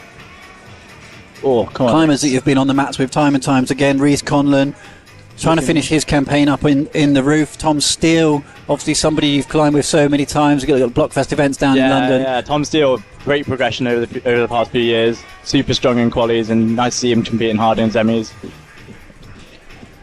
What's next then for you? Obviously, British Championships, a few points on the board. Exactly. You've got to look forward to the season. Yeah. Look forward to the season. Try to finish my uni degree off. Got an exam tomorrow, so going to go home and revise for that now.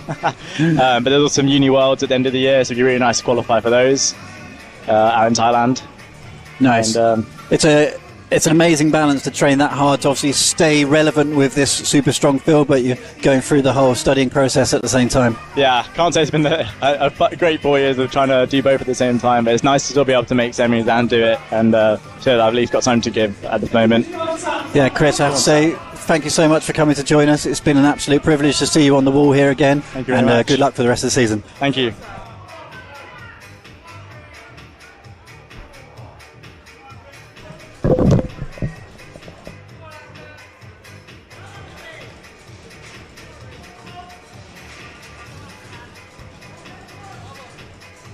No tops yet then on 4 on both men's and women's. Spectacular boulders, but super difficult way to finish the round as Reese looks for that sort of right heel toe cam between the green and orange holds right up in the roof. Another good effort from Reese and a huge smackdown. Seen some spectacular falls here. Athletes really putting themselves right on the line. Great effort also from Hannah Mulhern. Ember Mulhern, excuse me. Another 2 climbers from the London region wearing 131, Anya Hamaimoy, and 10, Luca Martins. Anya just going strength to strength recently. Recent winner of the Blockfest event down at the Yonder Climbing Centre in London. Taking her first ever win in that championship just shows that she's on the rise here. Finn Kurzweil and Livy Gent just in shot at the moment as well. Just the level here is insane.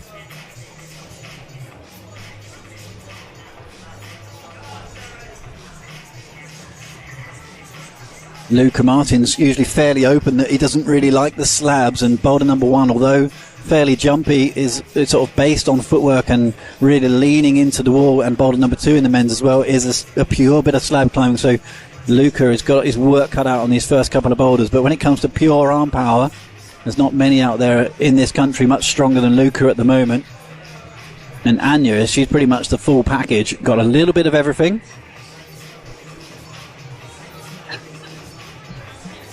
And does it all with real poise, control.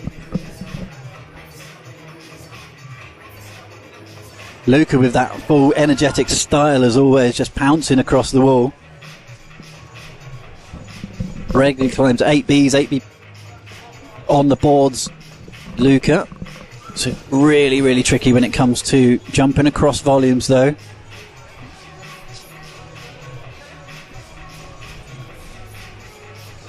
Finn Kurzweil on to the slab as Livy Gent. Really looks like she's enjoying women's number 2 at the moment. Finn, another climber, along with Seren Wednesday Wills from the Exeter region. A lot of climbers from the south at the moment on the wall. Interesting from Livy now. Got that blocked slot with the right hand. It looks like she's trying to find a method for switching the hands around. Very, very tiring method. Ooh, another huge backsplat. That's 3 in a row in the last 5 minutes here at the British Bouldering Championships. Yeah, we've seen a lot of good falls today.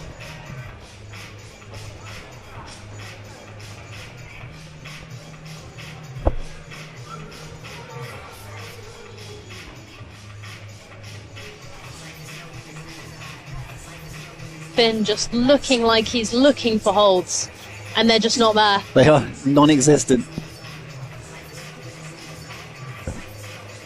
Yeah, they're barely visible when you're stood in front of it, but when you're climbing on them and trying to find something to stand on, equally as disappointing. So many attempts going on each of these boulders. It's 0.1 points deduction for every failed attempt. So that is to what we used to call the zone, but the 10-point hold, and to the top.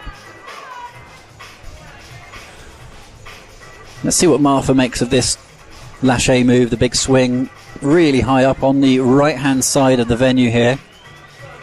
Really got to lead with the momentum, lead with the feet and chuck the hips across. But we haven't seen anybody at all really getting the hips within a metre or so of pulling into that slab.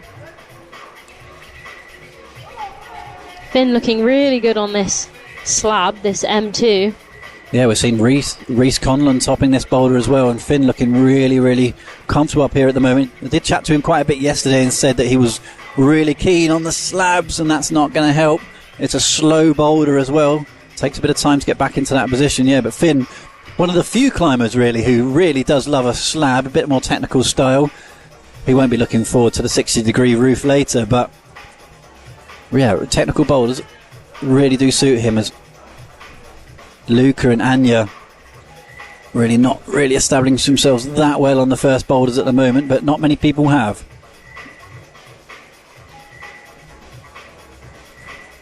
This is the Senior British Championships. If you have just tuned in with us, we have the under-17s British Bouldering Championships going on in the room next door. That one is not live streamed, but it looks really good across the hall. This is the seniors, which is under-19s onwards. There's quite a number of young athletes, but it is a lot of the senior GB team here today. A lot of the major names that we're used to seeing on the International World Cup circuit still to come. The likes of Jack McDougall, Diane Akhtar, Hamish and Max in the men's, Emma Edwards, Lucy Garlick. So many strong climbers still to come. And we've got a new guest for one rotation here. Got Monty James.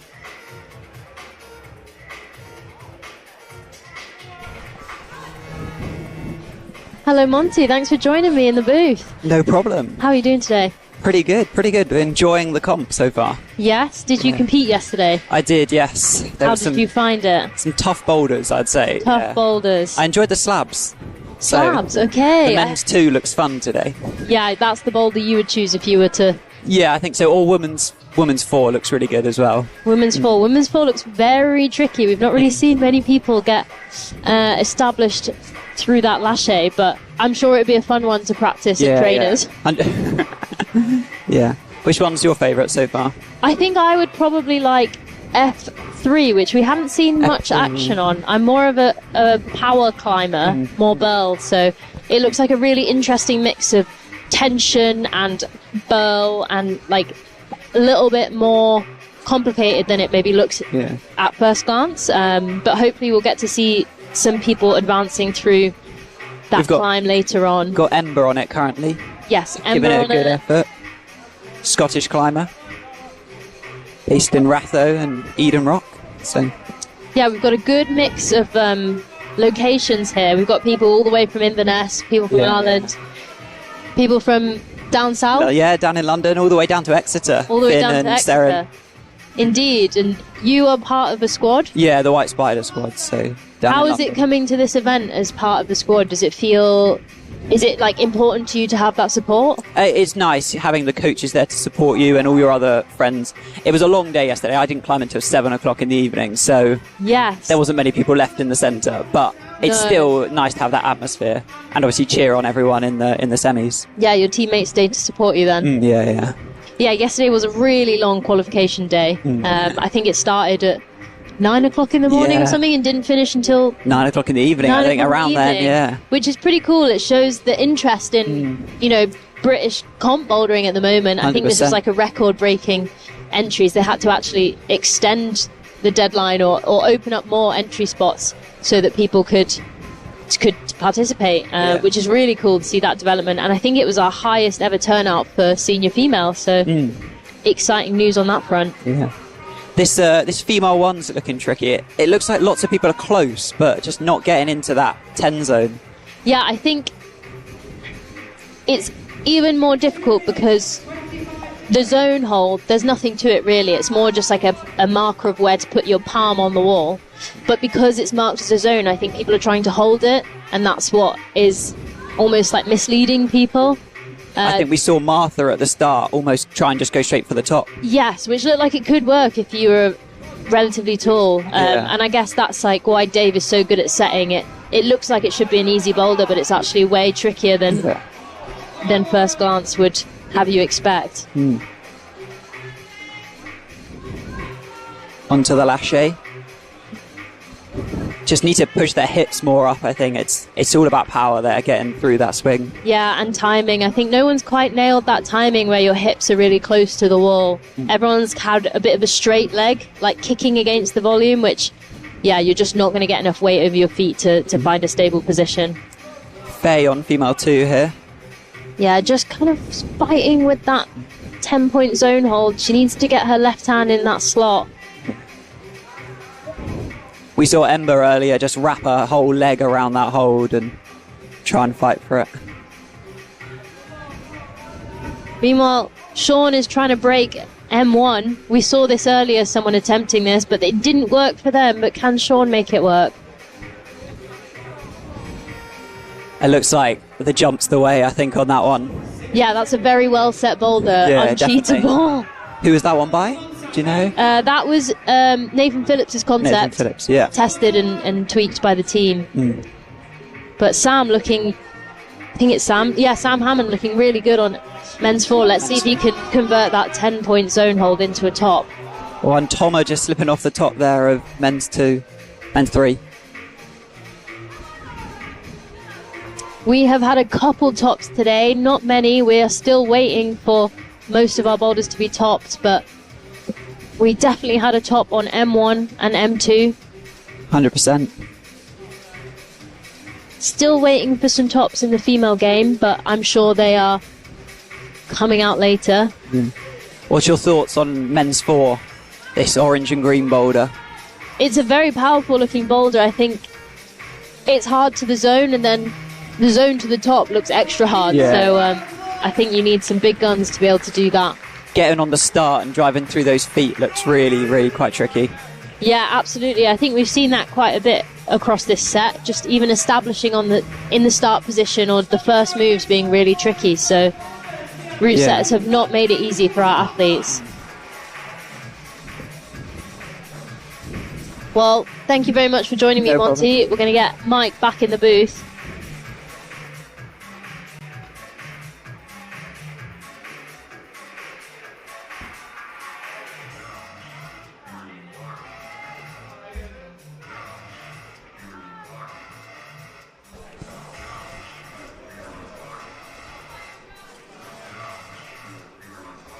The revolving door of people and guests in the booth. Monty's out, I'm back. And yeah, plenty of exciting climbers still to come. Action starting to kind of really ramp up now. Louise Flockhart, ex-British team, actually now working marketing down in the Big Smoke in London. On the right-hand side of the top screen there in the sort of navy t-shirt. Or is that purple? Not sure. Anyway, it's a purple one. Louise. But, I mean, yeah, we know it's Louise. And she's really, really strong. And she had a really good qualifiers yesterday. Actually came out really late on in the session. Qualifiers yesterday went from 9 a.m. till 9 p.m. And Louise was one of the ones come out sort of mid to late afternoon. As Finn Kurzweil's looking for this top once again now, awkward with the right foot in the pocket. Let's see if Finn can make it work. Just trying to find a different grip position that would allow that right foot method to work, but it just seems like it's not the way. Yeah, almost when you put the right foot up, it's pushing you out at the same time.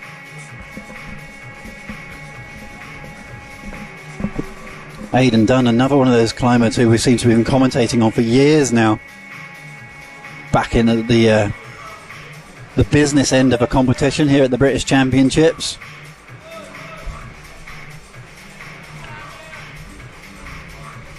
Livy Gent going really well this round. Really powerful climber, but that roof section super steep, pinchy sidewalls with not really much for your feet. Louise throwing some shapes on F1. Yeah, fully getting on board the struggle bus.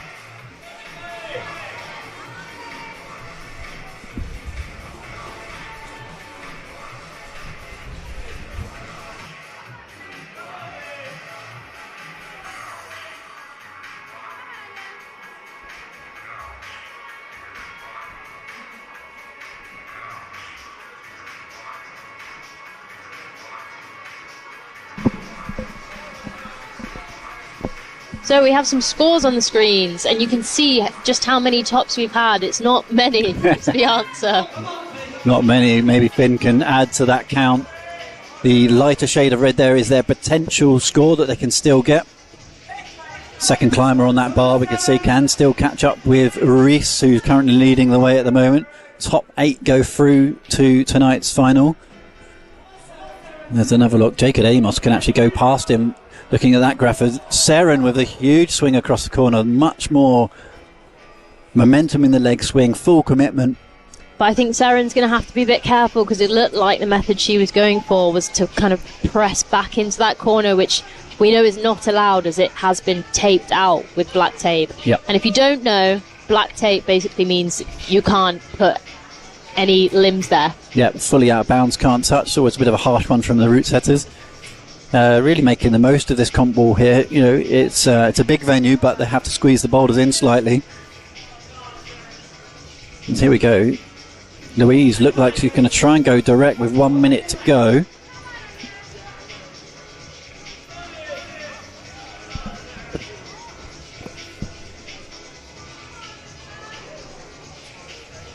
Seren looks really comfortable on that swing, but again, she's going for the sort of two foot land. Yeah, she's giving it a good amount of commitment, I think. Maybe like the best we've seen so far. Just maybe not quite the right method. Finn is back up into his final position. It's heartbreaking watching all of these men get all this way. But in that position there, everything's pushing you left, but the hold is facing the opposite direction. It's really hard to get some opposition against that finish hold. So 53.6 points from Reese and Laura Leveland, 19.8 to go. Remember, it's 10 points for a zone, 25 for a top, 0.1 points for a deduction for every unsuccessful attempt.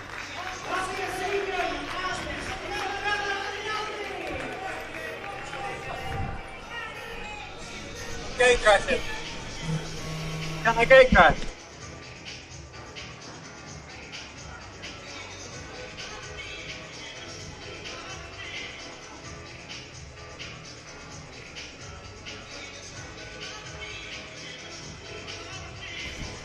Next rotation then. Ember Mulhern from Ireland will be tackling the fourth and final boulder. Pretty sure that's Toma Crew to her left. Another one of the Catalyst team going well this weekend. Somewhere two very, very exciting climbers starting their campaign. Both of them from the London region again. A really strong showing here from the capital. And Iggy is straight up to the top of this first boulder. Iggy Rinaldi with a technique there straight away. A really great route read of that with the right heel. And Harvey Sickham wasn't on an absolute flyer yesterday. Very, very impressive qualification. Again, late on, kind of like we saw with Louise Flockhart. A lot of the good climbers had done their boulders and had 3 or 4 hours back at the accommodation before Javier had even stepped onto the mat. So yeah, a real late bolter from Javier and showing his talent once again. A little bit of confusion in the chat about how many people go through to finals. It is 8. Yeah, it's 8, and it's a World Cup style format. They call it the waterfall format. So 8 climbers, the first 4 climbers come out, climb on their own, and when the 5th climber comes out, the person who comes out first goes on to the second boulder. So at times during the finals we'll have 4 climbers on the wall at once, because men's and women's final is run simultaneously. 4 climbers, 50% of the action that we've got to deal with here at once at the same time, as Javier looks really good. Really strong stand-up move again, as we're seeing on men's number 1. Confidence from Javier. See the right leg just shaking very slightly. Ember's just got to rotate slightly at the moment, swinging backwards to where she wants to be heading. Javier's found the left heel, but not quite locked it in. It's interesting though, he's in such a comfortable position setting up for that move. Looked like he tried to add a bit of coordination into that and time the heel locking in and grabbing that 25-point top hold, but I think it's something that can be pre-placed.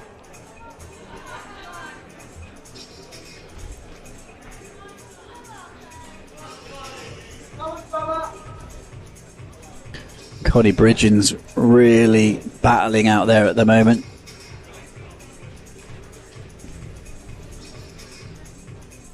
Yeah, of course, there is the title of British champion on the line, but there's also World Cup quota places that these athletes are fighting for, so it's a big weekend.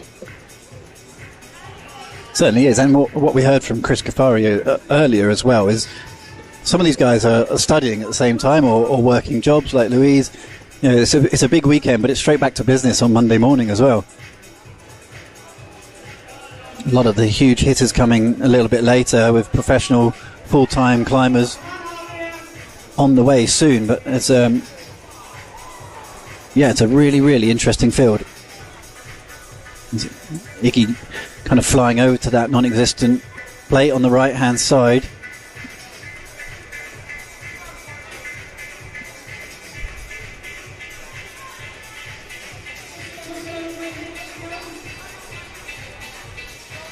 Just to remind you of the scoring tower there, the graphic is the darker red, or the brighter red, showing their current score, and their potential score, which is fantastic to see, in the lighter shade of red. So it gives us an idea of where people can still go to. If there's no lighter shade of red after the name, it's because their round has finished. Yeah, we have Reece Conlon leading the way with 2 tops. It's the first person, or second person to top the first boulder for the men's, and he also topped the slab. So that's put him in really good stead. Yeah, and as you said, considering he's been focusing on lead recently, that's really impressive from Reece. He'll be happy with that, but will it be enough? Oh, Tom Steele just flew to the left hand, did stab the left foot out. Connie trying to get out of that sort of world of pain that she was in a moment ago on the floor. Action coming all over the place here. Harvey just cannot find a top. His hands have been on that top hold multiple times, but he is going to time out.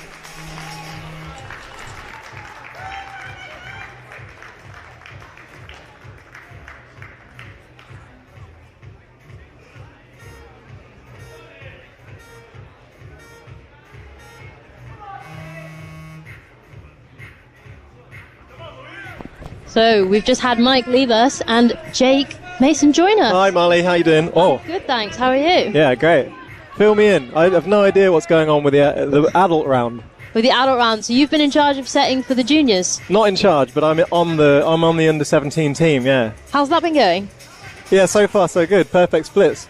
Amazing. Sounds like you've absolutely nailed your job. Just a few crying children, but you know, that's the way it goes. Yeah. Yeah, as Mike was saying earlier, we have the under 17 British Bouldering Championships happening at the same time. Unfortunately, it's not on the live stream, but it is happening in the room next door. So keep your eyes peeled online to see how things are going over there. Going well so far. But going well so far. These kids Insider are so information. Strong. It's insane. Yeah, it is really cool, and that's something I love about having the British Championships for under 17s and seniors on. Oh, is that Luca about to maybe Luca. get our first top on? Oh, he was so close to finding that body position to make that work. We've had a lot of men in that position where they've just, not so much with the correct body position, but just fighting for the match on that top hold. I mean, it's always a tell. If the zone and the top are one move away, it must be a super hard move. For sure.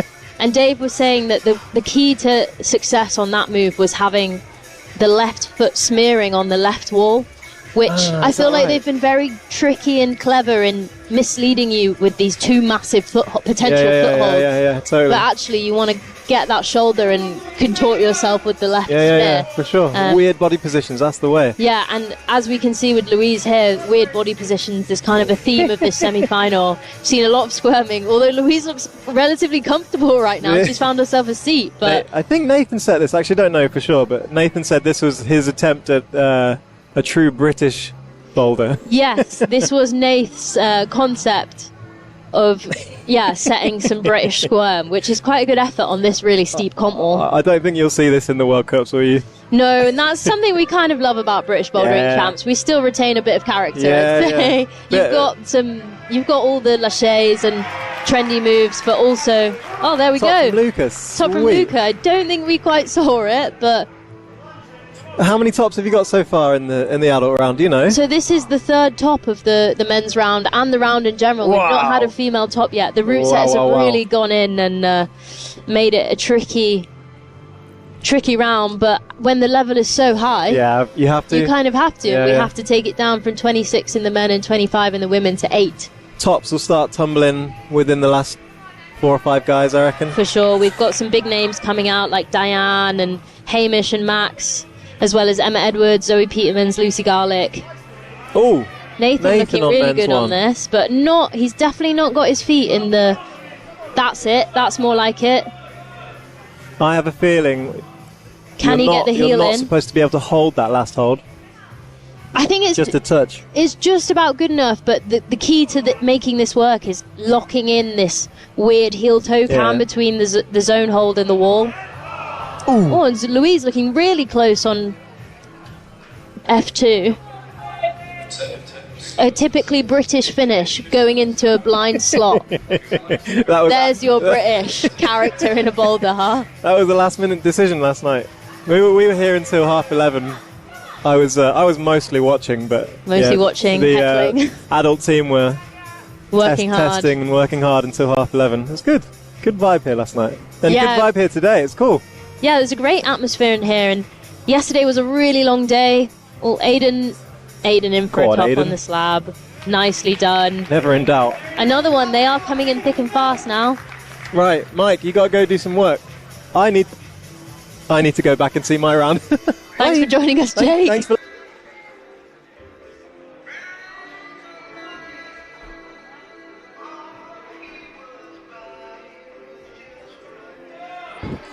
Livy Gent then with the last couple of seconds just to try and establish something on the fourth and final boulder. No tops on that, and no one really looking particularly close either.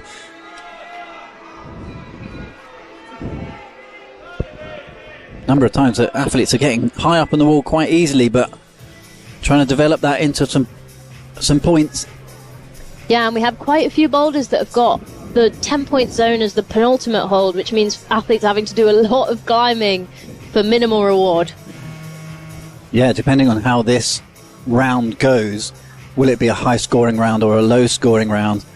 You know, a few zones here and there, some potentially maybe 4 zones could be enough. Was in from the qualifiers to get into this semi-final, zones was enough.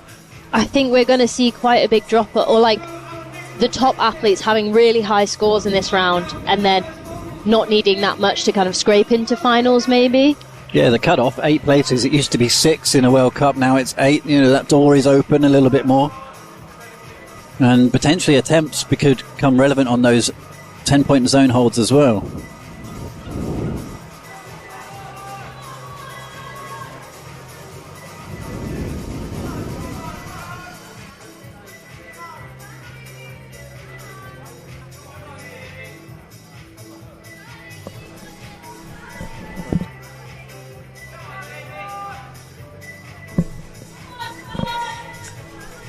One name at the top of that list who's now going to be battling out on the second boulder, Iggy Rinaldi, did top women's number 1. So an early sort of bolt out the doors for Iggy, and she looked confident on it right from the get-go. There she is, bottom left, wearing 157. Seems to have got loads of international experience already. Such a young age, competing in the Youth World Championships, Youth World Cup circuits. I was going to say, Faye looks like she's got a really good set-up swing going on, but she just killed the momentum there, just maybe getting a little bit nervous. It is a very intimidating move. It's going to be really interesting when we get some of the bigger names who we may have seen at the World Cups onto that move later, where there is a confidence difference, just as Faye's swings into that move in the right hand, left hand, touches the out of bounds tape that we mentioned a few times.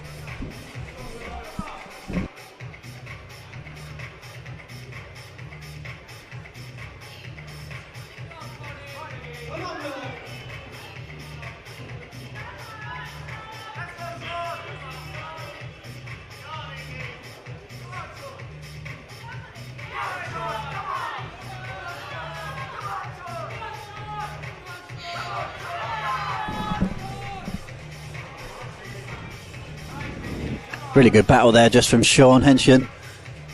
Absolutely gassed coming off the top of women's number 3 as Iggy once again looks good. She's found that arete with the right hand. She has one of those abilities to just stay on the wall for a long time and figure it out. That sort of route climbing endurance really, really works for Iggy, and always just seems to find a way. She's one of those climbers with a lot of guile on the wall and just really keeps working at her game all the way through the 5-minute rotation. But that last move is a really tricky one on women's number 2.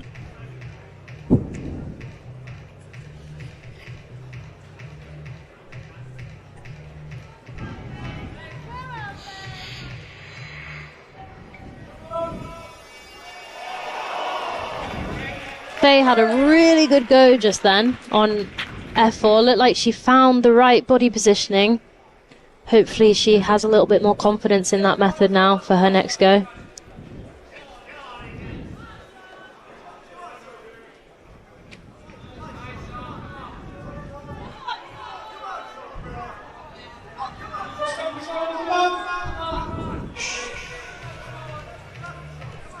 There's Sean again going for this last move. He's had a bit of a lie down on the mat, trying to get some wind back in his sails, but that's that same method again with the right heel that's caused so many problems here today. It's a pretty demoralising start to the competition. Boulders number 1 proving so difficult with only a couple of tops. Only one top on women's number 1 at the moment. As Iggy just out of ideas on the top of number 2. Really looking forward to seeing more of women's number 2. As Faye goes again across this corner, it's absolutely wild. Wowzer. Faye just losing that left hand at the wrong time and my God, taking a bit of a sketchy fall. We've Hopefully had she's 2 or okay. 3 real slams on that boulder so far, and an audible holding of breath as Faye slapped into the mats there. She is back up and having another go, but did hold the back of her neck as she approached the wall. Tom Steele getting amongst it as well, right next to her on his 4th and final boulder. And Sean is back up and trying something wacky. Just try anything. I thought he was going to really push through that left side wall, but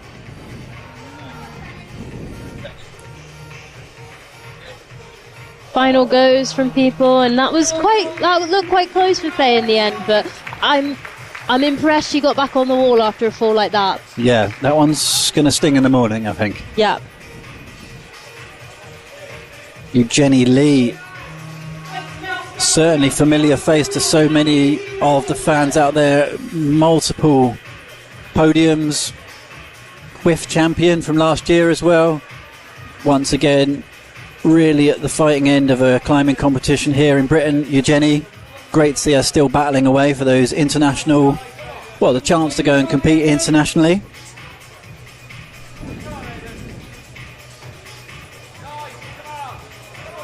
Aidan straight up to the top of this 3rd men's boulder, but it's actually turning out to be a really interesting boulder. It sort of looks so basic, yeah. Just a couple of holes, but it's actually really interesting. Jack McDougall straight into the top of this first boulder as well. If I was to pick a boulder for him, it would be this one that he Jack's would boulder.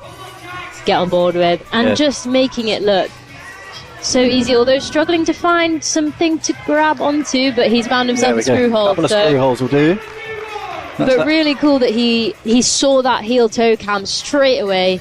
He knew exactly what he was doing and just executed. Yeah, that's the experience showing there. Obviously, Jack, previous British bouldering champion. Yeah, current British bouldering champion until some point today. Maybe he can go back to back. Would be cool. Yeah, just 20 years old and just an crazy 2025 World Cup season, just exploded onto the scene. Made World Championship finals last year, so he's coming off the back of a really good season. Yeah, big things to come from Jack, hopefully, as Eugenie Lee looks really in control, and all of a sudden you can see that step up in talent on the mats. Left foot that Eugenie's standing on there is an upside down dual texture foot halter. It's just a slippery edge essentially, and you've got to palm under those volumes and push up into that top hold, which is a block slot of all things. So there's no jokes in the end of this boulder. Interestingly, with Jack, obviously he made light work of that last boulder, potentially qualified a little bit lower than he might have expected out of yesterday's qualification round, down in 6th. Unless he was just, dropping a gear today, just took it easy yesterday potentially.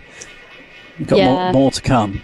I think pressure drops a little bit maybe the further along you get for these athletes. They know that, anything can happen. They can make enough mistakes to not progress to the next round, but yeah, it's just kind of one round at a time for this lot.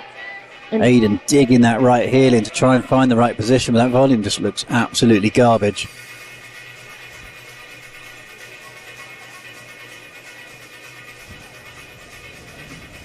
Izzy Edgington going for a more dynamic method for this first move, but looked very secure. Yeah, ignoring the sort of right volume that a lot of them are trying to stand on, but the power in the left arm. That was all front wheel drive, that. But it almost worked. I think she'd be lucky to get the zone on that attempt, but definitely came really close. Anya Hermimoy looking to finish off her round. If she could find a top here, it would be massive considering it's such a low scoring round so far in the women's competition. One top puts you at the top of the pile at the moment. Really interesting hand sequences, different people trying different things to get this swing across the corner, and we know, we've talked so many times about having to go at it with full enthusiasm and a lot of desire to put your body on the line, because we've seen 3 or 4 big hits now on that boulder. It is a very, very scary move.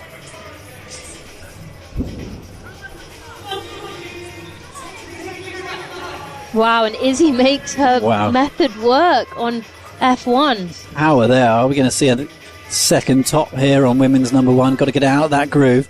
Another powerful lurch out of the groove. Look at the techers here, though. She can somehow static her way out. Just see the right foot, just talking and twisting, just trying to find a tiny bit of extra force through that foot to pull her across to the left. Oh, the smeg in the corner. The slow death out of the corner. Great effort, but running out of time. Luca needs something massive here as well. I mean, if there's any boulder that would suit him, you would have thought it's this. He has got one top to his name, which does put him high up in the leaderboard at the moment, but there's a lot of very strong climbers about to come, and Luca needs something massive here. Last couple of seconds, it's a tough ending from Luca, and he goes away with massive frustration. And Isabella Edgington doesn't find the top. Interesting.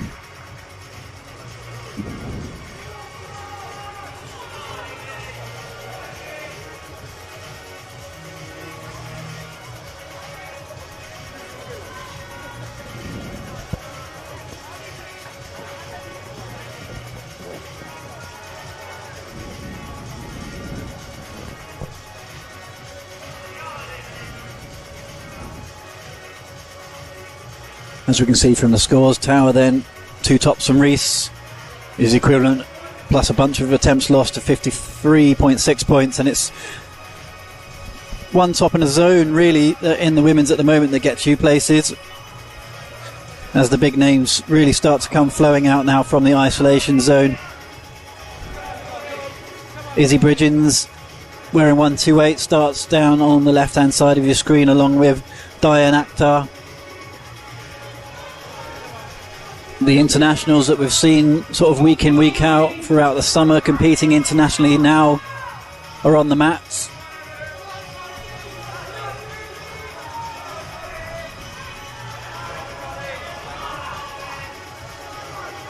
Have to feel there really, Molly, with that swing move that was just sort of a slight bailout halfway through, so I really don't fancy this. Yeah, you could see on Connie's face that she did not really want to commit to that move, and I don't really blame her. And she might, I don't know if she's asking for it to be brushed or if I think she's checking what's out of bounds, which is good because a lot of people have been trying to use that section of the wall, and every attempt counts in this round, especially when the scores are so low. Now you can see how tight it is between 3rd and 8th and 9th even in the women's field.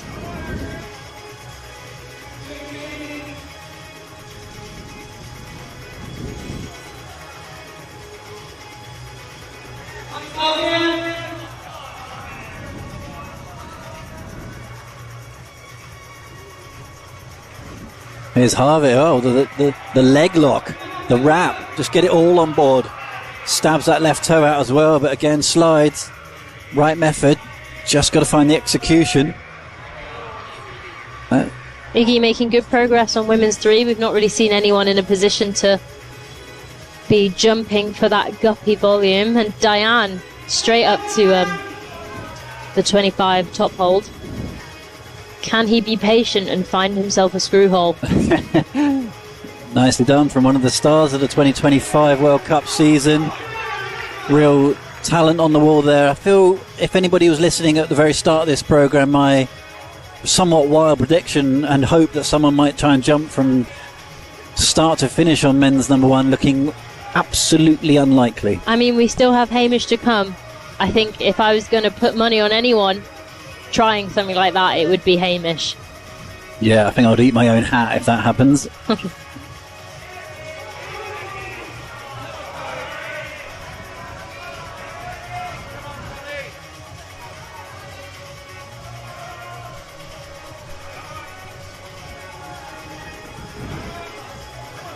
Harvey looking like he's fading in this round, and he's got one very, very steep boulder to come. It's amazing how much power you can put down on 2 boulders that were technically slabs. There's some fatigue from yesterday's qualifier as well. As I said earlier, Harvey was qualifying quite late on in the afternoon, so a good 4 or 5 hours less rest than some of the top athletes. The order they came out yesterday was based on the previous year's seedings. Izzy Bridgens is up in that corner. Different method as well, with the left foot sort of planted on top of the blue volume. That'll do though. Really good. Take that. Solution there from Izzy Bridgens, maximising her flexibility. Willow going really well on this boulder, really quickly through that lower section. No tops yet on this boulder.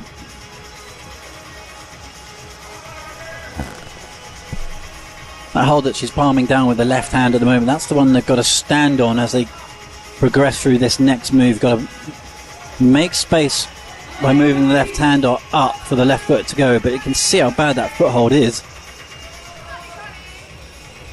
Willow having had a back injury for quite some time, probably not enjoying this sort of movement so much, but it's great to see her back on the mats.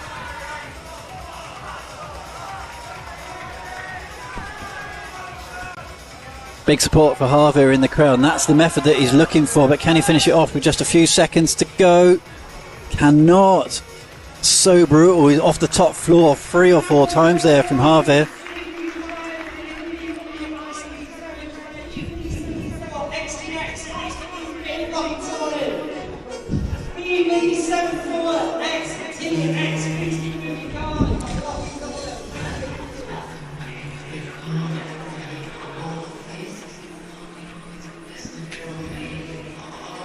Out next we have 2 previous British bouldering champions, Zoe Petermans and Sam Butterworth. What does that do to the mindset as you go into a competition like this, do you think? Does it play any part? I think hopefully it gives them some confidence, like they've stood on the top step before. Hopefully they think they can do it again. But these 2 are part of Precision Climbing, a really strong training group, and they're also just training around the British team a lot as members of the team, and so I think they just know the level, they know where everyone's at, and have come into this with an idea of maybe where they stack up, but also, you know, anything can happen at an event like this, so hopefully some confidence that if they go out and have a great day, they could come home with the title. Isabella Edgington showing immense power there, just campused off the volume to a slot. Really looked in peak physical fitness coming into this. Meanwhile, Eugenie, I think you can see her in the corner of your screen, is making moves on F3. Definitely a high into that 10-point zone, but here we have a really tensiony, tricky, kind of quick match. Yeah, really Tekker's on the feet through that volume, but like you said, Molly, that's the first climber we've seen really make any moves high up on that boulder. You feel like that boulder is going to be critical to a position in this finals tonight. Yeah, Eugenie doing a lot of climbing in this round. Definitely being up past our 10-point zone holes, but just not quite translating it into a top. Hopefully she can make it happen on this third boulder.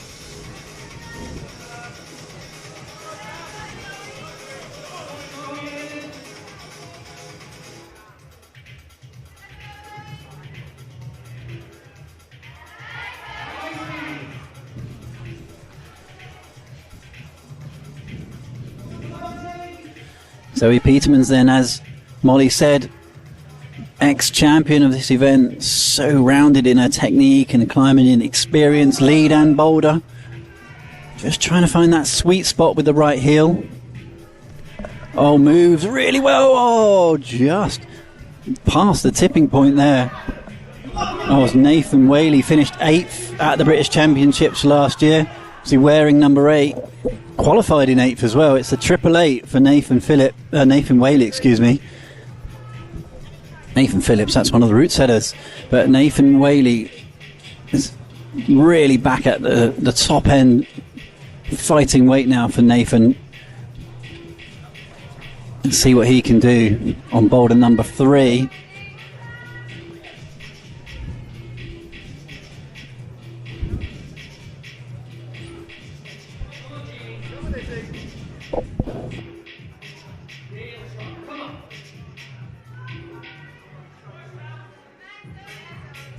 Eugenie Lee then and Zoe Peterman's both on screen at the moment. This is what we want to see from Eugenie at women's number 3. Really not much to pull into for the feet as Zoe goes past that tipping point again on number 1. Smart work here from Eugenie. Really just hunting around for the right position here. Eugenie Lee, absolute drain of a boulder. Yeah, definitely thinking outside of the box.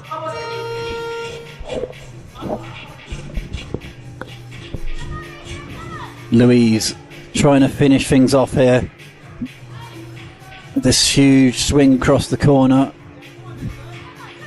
Will we see a top, Molly? What do you think, women's number 3 and 4? I think there's potential on both boulders. I think we've got Emma Edwards coming out and she's very good at that coordination style. Zoe Peterman's very strong as well. Hopefully she can finish this first boulder off and then show us how to do number 3 as well. Yeah, she's been in the last move twice, 2 or 3 times here, Zoe, and she's really running out of time. But she's opted for a different method this go, the same as what we saw Izzy Bridgens doing, so maybe she can kind of just tip over and match, because it doesn't need to be on the there we go. Shows experience there from Zoe. Yeah. Didn't let the pressure get to her. No, and changed method just in time. Yeah, she had 10 seconds or so left there, and kept it together. That was really impressive from Zoe. Stood back, had another look, and came up with a new technique that worked.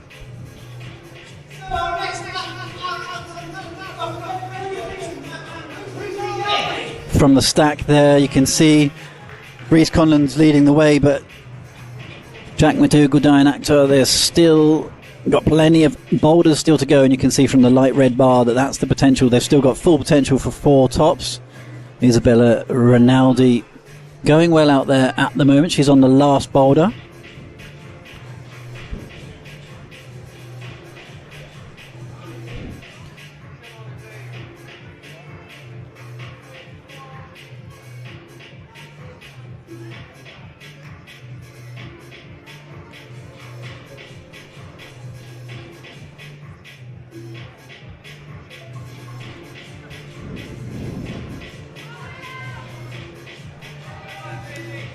Lucy Garlick making light work of this at the moment on women's number 1. Molly, Lucy just seems to get better and better and better. Yeah, for sure. I feel like she's been a young, promising athlete for forever now, but it's great to see her operating at the top of the senior field. Yeah, promises delivered.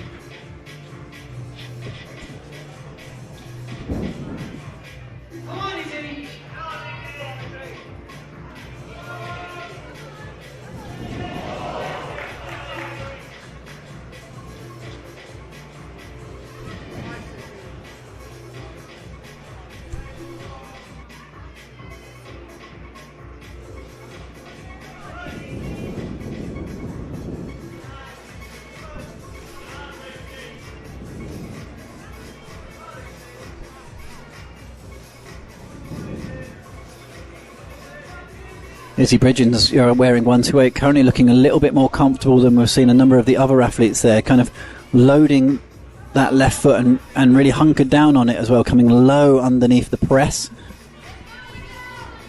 of women's number 2, starting to turn the corner. Yeah, great. Better. Great idea to reach down and use that zone, and just misses the slot. Yeah, you do wonder if there's a slight rush there, as Iggy on the previous attempt was actually really close on this move. First climber to really establish on the slab. Oh, amazing. Oh.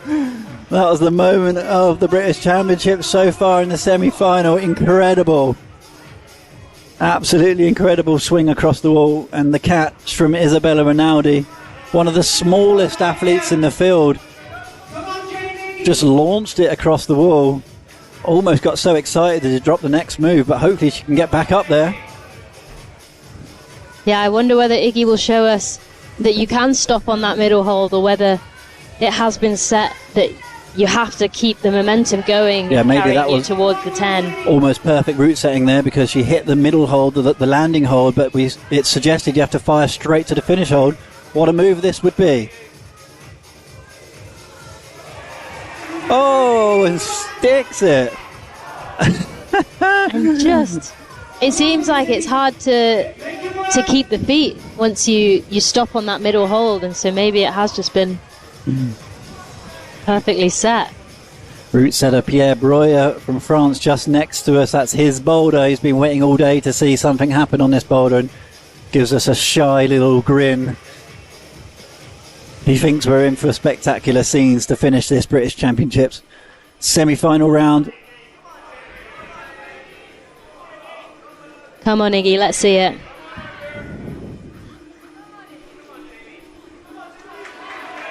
And she stopped. Can she translate it? Oh, amazing.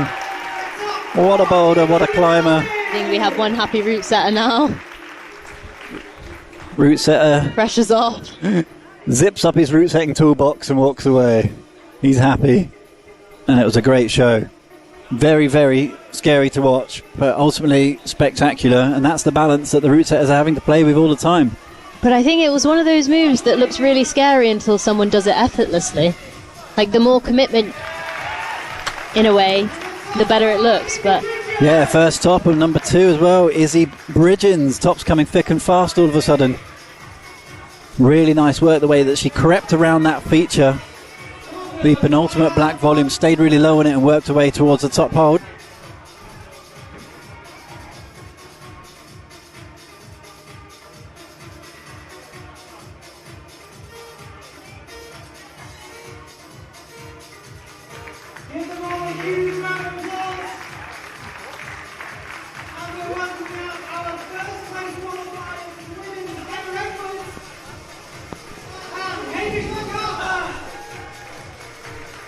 Second place finishes from qualifying out next. Then the big hitters, Hamish MacArthur and Lucy Garlick. It should be Emma Edwards, actually, because we got one more male athlete than female.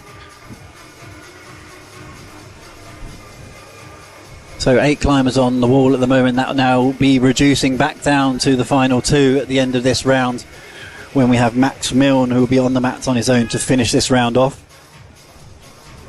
I'm sure he will love that. yeah, for sure. Jack McDougall, number 1 from last year. Easily jumping into that first donut hold. Can he figure out this top? It's a real scrap, this last move, isn't it? There's no pretty way of doing it, seemingly. Just campus around until you can find something that sticks. A proper drainer. He's opting for high feet. Jack is very flexible, so if there was someone who could make it work, I'd say it'd be him. Trying to go really high into the shoulders. It's Nathan Whaley looking strong on men's number 4. Sorry, Molly. No, and Emma also looking really good on F1 and just undershooting that final hold. Yeah, that little tip across the corner. We've seen more success trying to do it statically and essentially not using the hold at all. We're just giving it the 2 fingertips to finish.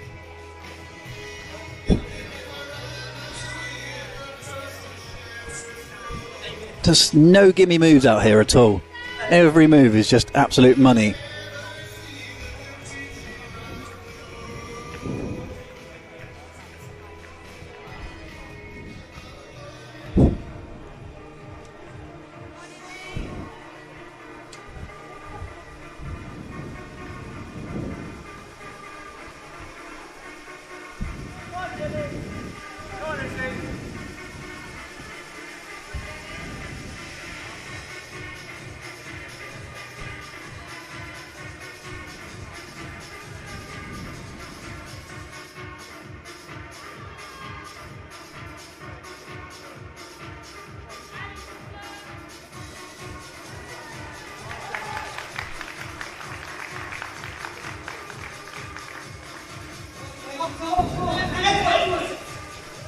Jenny Lee not really enjoying the finale of this round at the moment. A huge jump across the corner. But off screen we did have Emma Edwards with her first top of the round. I'm sure with more to come. Women's free then, the only boulder out there at the moment in the women's competition not topped as Jack McDougall goes into full fight mode. His instant replay at the moment of where he's been before. Interestingly, not finding something there. This could be a fairly big moment in the competition for Jack.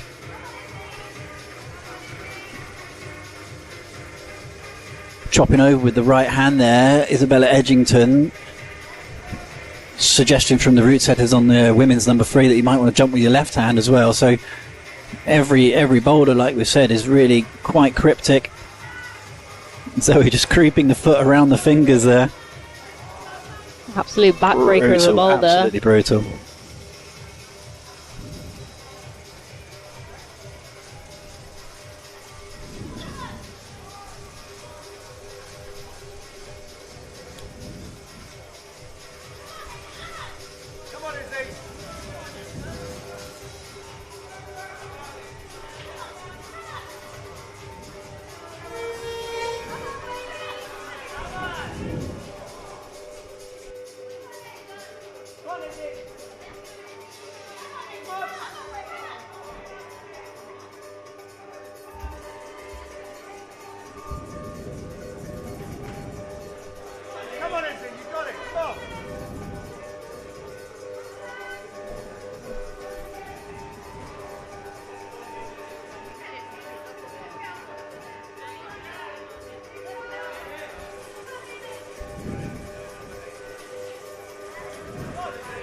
Jack looking for something slightly different this time, going with the right foot. Yes, for Jack, better. Amazing, makes it work, and I guess the key to that was the guppy. Yeah, flipping the right hand up a little bit higher and bringing the right foot down a bit to open up the box, giving himself a bit more space to move the right hand up, and yeah, again, composure, using that experience that he's developed in the 2025 World Cup season. Interestingly, Hamish McArthur not finding a top on men's number 1. One of the big favourites going into this round, but obviously didn't enjoy the hop, skip and a jump to the left. Somebody who might, though, just caught a glimpse of him there, the final climber out in the men's competition, Max Milne.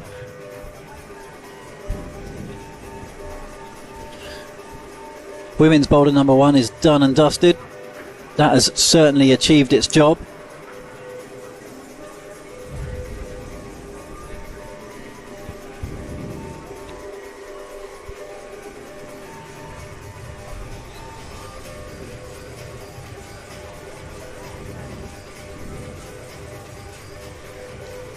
Max back in the game after a recent foot injury caused by jumping along or down onto some volume, so let's hope that he's okay today.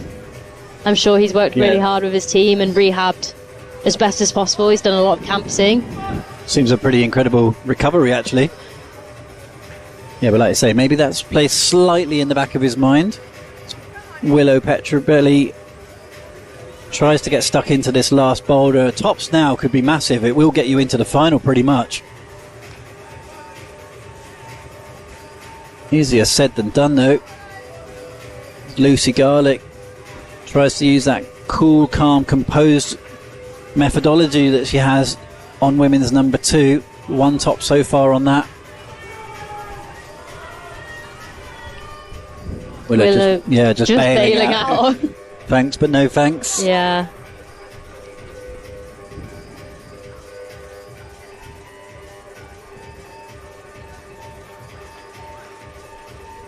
Yeah, Max not long back into the competition game after breaking his foot. I think he is all good now, but I think it was the left foot, so a left-facing jump is slightly more, I guess slightly less than ideal for him, but I'm sure he's got it in him. Yeah, if he had any doubts about injury, do you think he would he get out there? Wow. Now that's a strong left hand. Yeah, Diane's just juiced everything out of that top hole. That was insane level of pinch power.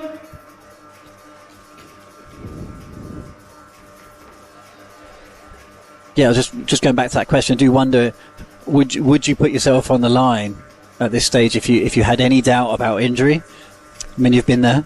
I've definitely been there, but Max has done a few more fun, friendly competitions recently, so I'm sure he's back to full fitness and health. He's been climbing in a climbing shoe for a little bit now, so I think he's all good. But I also think Max is sensible enough not to risk it. So, you know, as much as the British Bouldering Champs is important for him, he is pre-selected for World Cups next year, and I'm sure he's got really big goals on the international stage, so he'll definitely be having that in mind. Yeah, whatever he's eating for breakfast, to want some of it with a recovery that fast. You know, historically this has been his bread and butter, this sort of style as well, and Hamish before him also struggling on men's number one. Yeah, these athletes have been in isolation for quite a long time now. I think isolation closed at 8:30 this morning, so, you know, coming out to climb about 4 hours after being like locked in that room, I guess. I'm sure these two are pros at it, but maybe they're just a bit need a bit of time to get settled into the round. So much going on there with the feet for Max's method. Is sort of 1, 2, 3, 4 foot plants. Yeah, Max is so good at coordination that I find that sometimes he often overcomplicates it in a way because he is so technically able at it, and when he does it looks incredible, but hopefully he can simplify this move and get it done.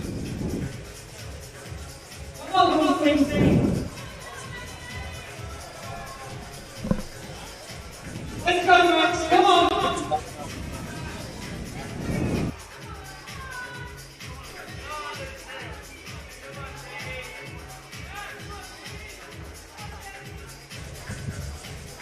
Oh, Jamie had a good go there, but just looking like he's powering out a bit. It has been a long day and a long weekend for these athletes. 12-hour qualification round yesterday. 4 absolutely brutal blocks today, with another round still to go later today at 6:30.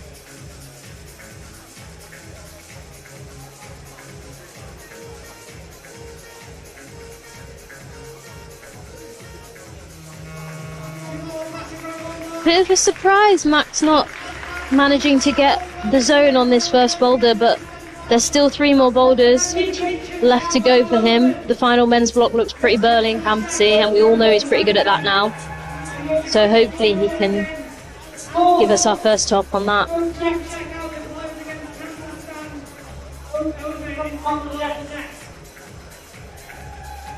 Mike has just gone to see if Iggy will come and chat to us on the live stream.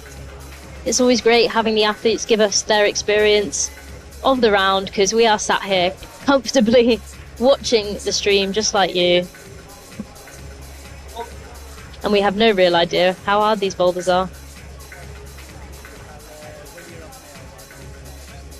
Hamish straight into that starting position on the slab. Can't underestimate the difficulty in that. Let's see if he can slowly make his way across and up this boulder.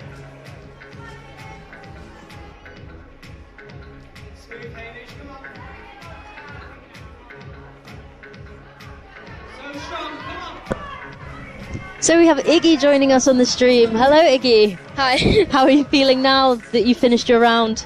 I'm pretty shocked. It was a result I definitely wasn't expecting coming into this competition. I really enjoyed the blocks and I just had loads of fun. Yeah, you weren't expecting to do so well today? No, it was great to watch you. Thank you so much. Oh, we're just seeing Jack absolutely walking up the power boulder. That is so cool to see. Very cool. Jack probably wouldn't say that the power blocks were his thing, but he's worked so hard to get stronger over the last year or so, and it's really nice to see all of that hard work kind of paying off, and him, you know, getting up, being the first person to do this boulder. Yeah, so that's crazy. Really cool. But back to you and your round. What was your favourite boulder? I'm going to have to say the last one. I think that was our favourite moment of the semi-final so far. Yeah. It was so great to see you just effortlessly glide across that huge gap, because it looks big from here. Did it feel like a big jump? It felt massive. I was scared I was going to like break something, hit something, but just because it's such a leap. But it's my favourite style of boulder, that kind of swingy, dynamic things. It's just things I practice in training all the time. So I was just really happy to see one come up in a competition. Yeah, and we're glad you were here to demonstrate that boulder. Thank you. Boulder for us. How are you feeling? Are you tired? Are you feeling good? I feel a bit shaky right now. Yeah, I bet there's a lot of adrenaline after such a great round. Adrenaline hit. Yeah, I mean, coming into the competition today, I was like so achy. I felt stiff, felt horrible. But it was an early start as well, wasn't it? Yeah, very early. But yeah, I loosened up and I feel fine now. But yeah. Great. And what are your plans for the year? Well, I mean, it depends on these selection trials. I want to do some youth competitions, maybe get like a few comps in lead, maybe European Cups. Because you do both disciplines, right? You do lead and bouldering. Yeah, I mean, I wasn't hoping much for boulder. Like, I was fine just settling with like youth comps, just because it's only really this year that I've kind of put work into getting like stronger. Since I've been quite a small climber, I've been not bulking up, but like trying to get some more muscle. So I'm not too sure if I would do any like European Cups if I got the chance of boulder, but definitely aiming for lead, like European Cups and stuff. Would you say that lead was your preferred discipline, or is it kind of more 50-50 or? Yeah, I think lead's my preferred discipline. I just enjoy it more. I like the comps. Yeah, I think I just prefer the thrill. But I have really enjoyed today. Yeah, well, it's been amazing to watch you climb so well, so gracefully. Thank you. In your, I guess, less preferred discipline. Really cool to see. Anything you're hopefully we see you later in finals today. Yeah, hopefully. Yeah. Anything you'd like to see in finals? More swinging? Yeah, more swinging. I love a good lâcher. Maybe like a paddle. I'm starting to prefer them, and like a techie slab. Nice. That's all I could ask for. Well, I'll try and put a good word in with the route setters for you. Thanks. Well, rest up, and hopefully we'll see you on the mats later. Thanks for joining us. Thank you.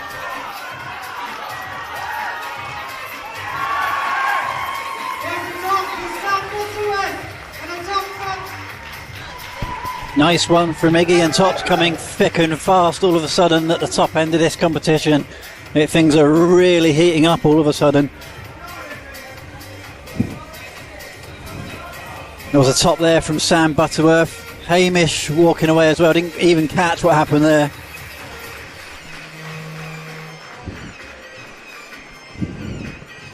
Tough round for Isabella Essington. Couldn't find anything on the big lâcher move to finish. Max Milne is going to start on boulder number 2 then. Someone we barely even had a chance to mention. Fred Williams on boulder number 3. Lucy Garlick, boulder number 3. Really close from Zoe Peterman's, nearly a top there. And Izzy Bridgens on boulder number 4 with Diane Akhtar just to her left. So plenty of superstars out there now. People we're used to seeing on the World Cup circuit as well. I think we're going to see quite a few tops in this rotation.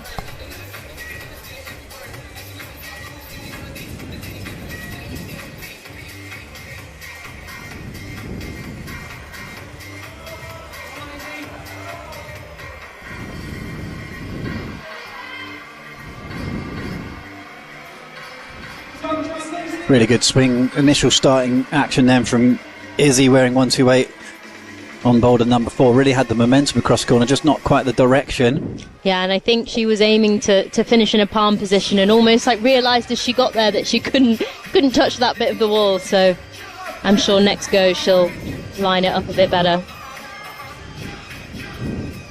Now I have a feeling Diane will quite like this boulder. Yeah, it's got power for days. Yeah, looks like he's almost warming up at the moment. Diane almost blew the internet up at one of his World Cup performances last season by powering through boulders. Final coming later tonight, just before 6:30. We'll be back here at the Depot Manchester. Molly Thompson-Smith and myself will be here. Nice little revolving door of guests we've had throughout the morning here as well. We'll try and keep that rolling tonight. 8 finalists. We're looking to get that top 8, and we will know it within the next 20 minutes or so.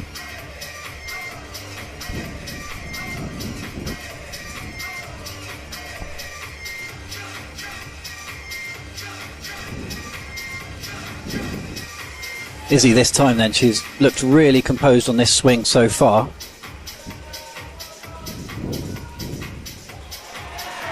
And nails it.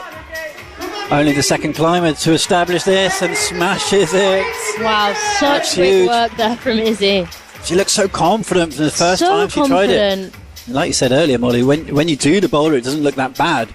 But only the second climber to actually establish on the right-hand wall at all.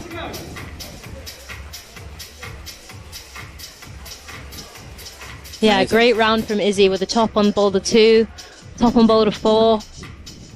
Kind of the boulders that haven't really been topped that much, to be honest. Yeah, interesting. She's on the anti-tops. Oh, and a top on boulder 1. 3 out of 4 for Izzy.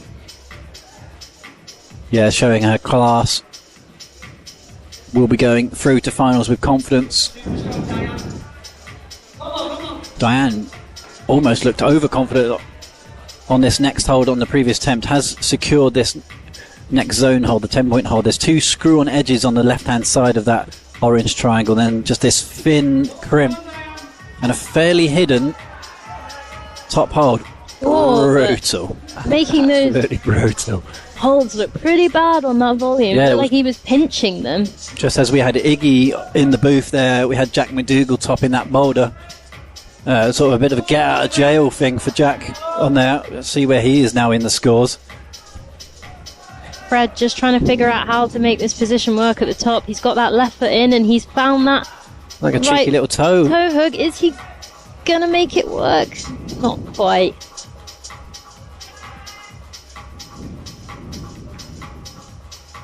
Now we've not seen much from Max so far. He's only halfway through his round, but I'm sure he'd have hoped to have got off to a better start than this. Bit of a meltdown start here for Max. You feel like there's so much sort of chalk on the mats now, and the 24 climbers, 25 climbers before Max have been through that boulder already, so conditions definitely not potentially in his favour at the moment. Come on, Max. There is actually a right hand hold there, you can't see it because it's just hidden underneath his hand. Absolutely minuscule. It's Diane. Forward, so much power has gone into this round already. Third time lucky at the top of this one. Like I said, great catch from Max. Sorry there, Mike. 2 little edges there for both Max and Diane now. Important moments. Diane's fading. Oh, and Max just missed the foothold and rushes a little bit. Those early tops on men's too, especially from Reese, looking more and more important.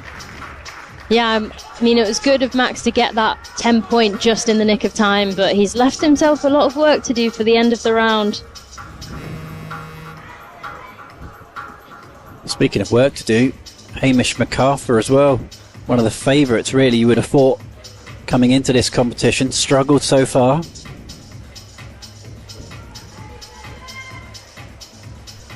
Did you see it so many times in Boulder semi-finals where climbers come out early, find a relatively early top on a boulder, and we think, oh, this one's definitely going to be one of the ones you've got to do. And then we see less and less tops as the round goes on. And you do wonder how much conditions plays a part of that. Yeah, conditions, expectation, pressure. Yeah. Yeah, it's like a completely different, competition coming out earlier, I'd say, compared to coming out later in the field. Oh, look at the quick little campus through there from Hamish. If he tops it in that method, it'd be pretty crazy. We've seen Diane just pinch that top hole with his left hand and just walk away. Hamish, 5th place at the Olympic Games, has got to just find a little bit of a steady position here. Zoe Peterman's third top on women's number 4. And Hamish does actually get it done as well. Zoe just absolutely smashed that. Yeah, that was beautiful to watch. Absolute scenes here now at the British Championships. Let's see if Emma can be our first athlete to top number 3. And no, this last move just looks so tensiony.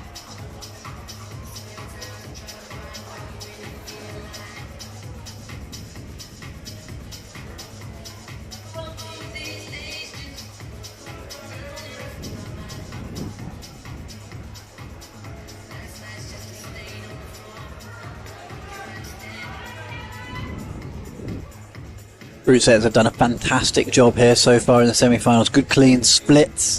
One boulder still untopped. It's women's number 3, but we've seen climbers grab it.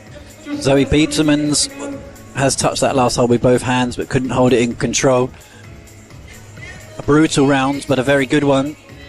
Good entertainment to watch as well. Top sports action. Absolutely.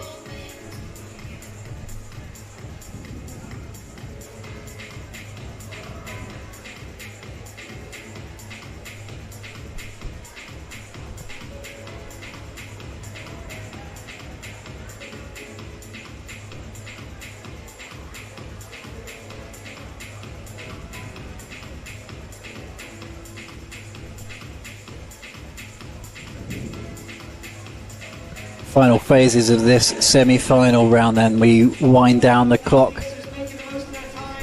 Sam Butterworth just taking his time. Yeah, athletes taking a little bit more time to rest and recover. For the men, they're finishing on the steepest section of the wall with the most powerful boulder after a long day of qualifying yesterday and a tough round so far today. Yeah, we saw Diane have 3 really good goes on men's number 4, and realistically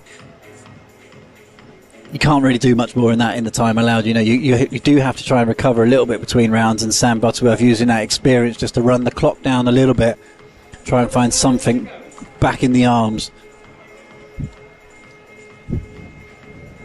60-degree roof section at the start with some really terrible foothold, so load of body tension needed. Emma Edwards just to his left, just chilling as well for now, having a great round so far.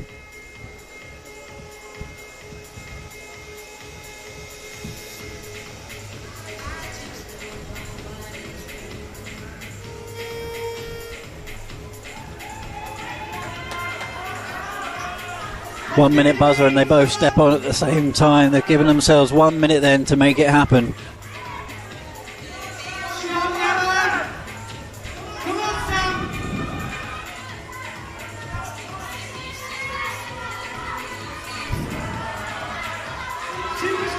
Emma absolutely running up this third boulder. Can she make that wide toe hook method work? I think maybe. Yes. And hits the top. Emma Edwards shows her class. All boulders now topped, and that is massive for Emma. Bringing out the sort of trump card of the box splits with the toe hook on the right foot to maintain tension on that last move. Use that rest so wisely, and Sam Butterworth is having 2 attempts in the last minute. An absolute flap of glory there just to try and finish it off. Looks absolutely cooked. Veins popping. He's done. His goose is cooked. His race is run. Trying to think of some more, but I'm out. Yeah, I've peaked. Great bars there. Great lyrics.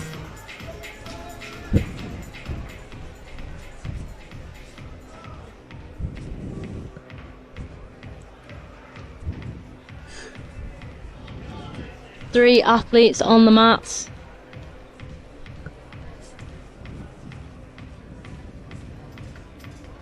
Lucy, last female out at the moment.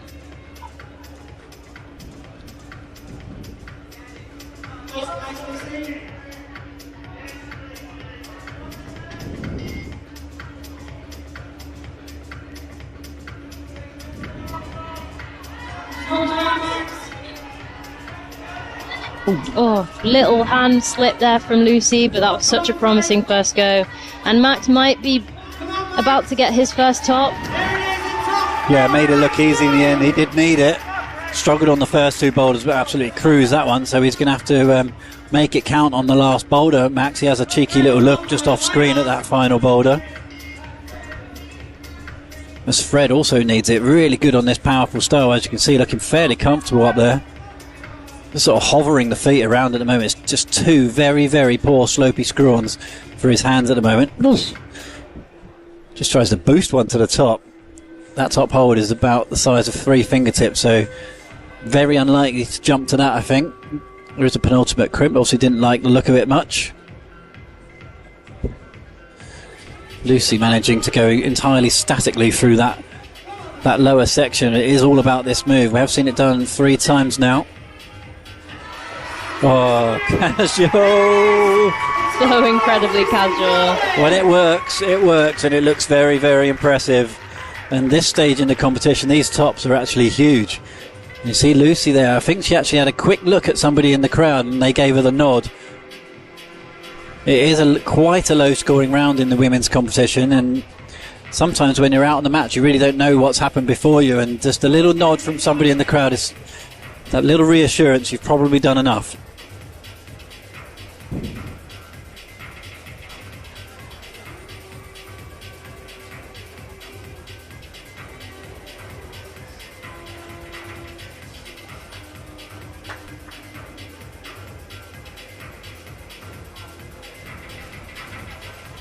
Just Fred left on the mats in this rotation.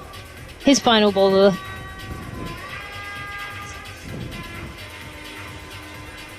Yeah, Fred 4th at the European Cup in 2025 on the British team for lead and boulder.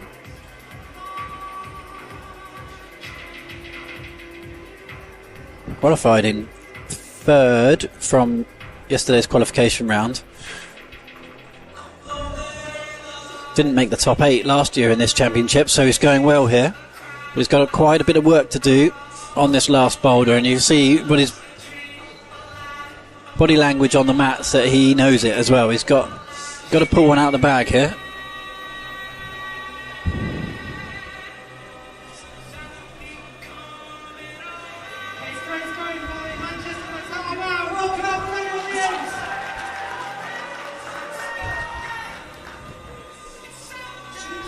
All on his own, all eyes on Fred Williams then. On this brutal looking boulder, catches that a little bit baggy. Shoulders had to do a lot there to recover the position.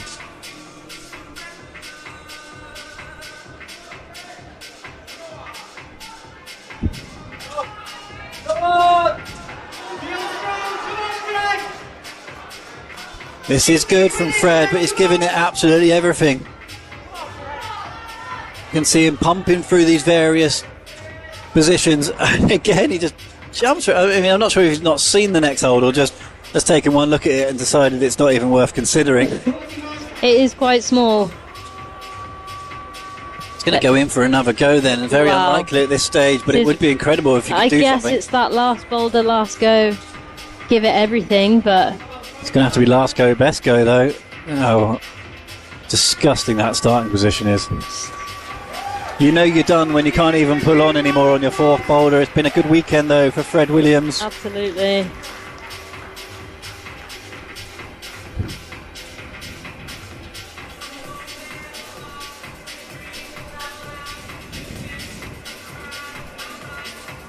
Two more rotations still to come in the men's competition then.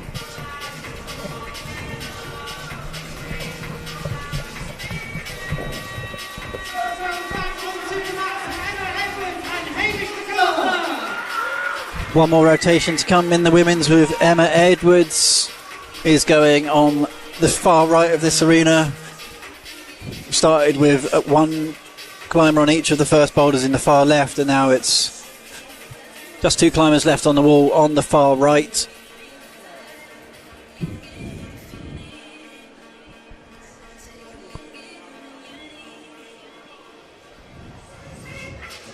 Currently it is Jack McDougall with 74.8 who leads the way in the men's competition.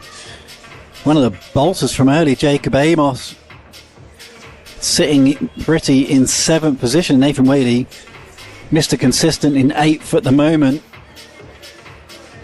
That's in the men's field. Hamish MacArthur has some work to do on this final boulder. He's currently sat outside of the top 8, but I think a zone will boost his score significantly.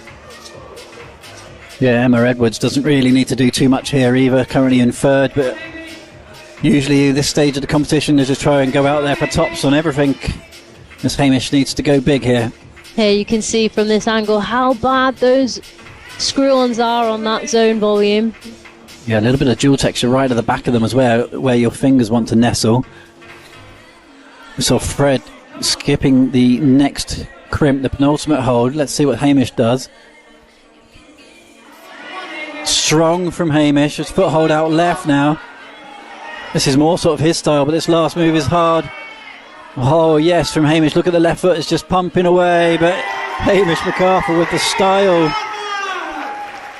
Molly, you said it needed to be big from Hamish, and it was. Yeah, he certainly showed up. Emma Edwards as well fires off another top on women's number 4. Such a fascinating boulder, that one. Iggy Rinaldi really opened the door on that boulder with an incredible first top, and it's been a bit of a send train after that. And Hamish MacArthur, talk about finding a style of boulder that suits you. Really didn't get on with boulders number 1 and 2, but 3 and 4, it made absolute light work of those. Yeah, and extra impressive to kind of start climbing your best halfway through the round, I guess, and not let the lack of success on the first 2 boulders negatively impact your performance. So good, strong head game there from Hamish MacArthur.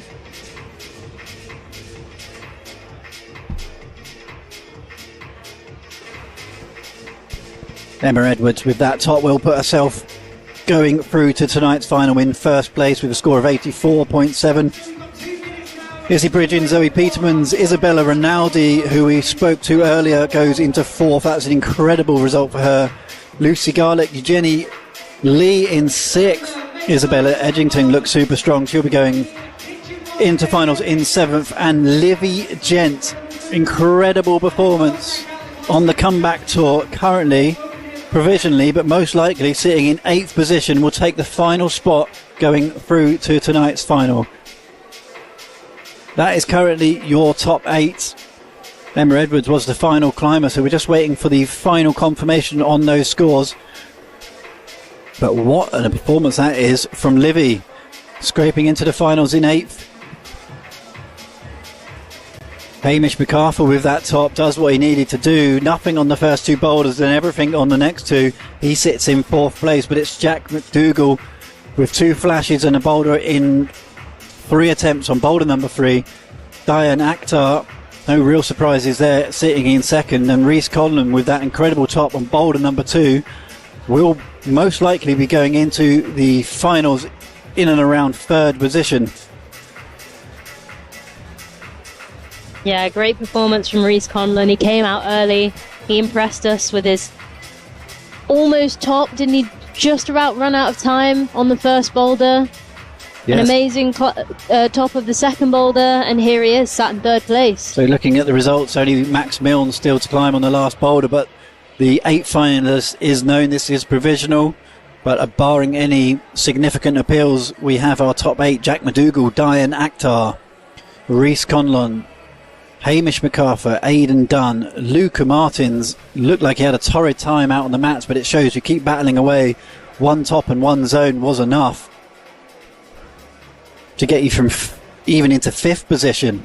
Luca Martins is in 6th. Max Milne currently with 1 boulder still to go in 7th position. And Jacob Amos out of nowhere currently in 8th position and will go through to tonight's final, and it's Nathan Whaley who's the unfortunate one to miss out. I know, pretty unfortunate for Nathan, but what an epic split for the route setters. A top and you're in. Yeah. Top and some zones. Top and some zones. Yeah, but good work all round. Yeah, Max is sitting in 7th position. You feel like the showman is going to want something here, though. Going to want to find a top.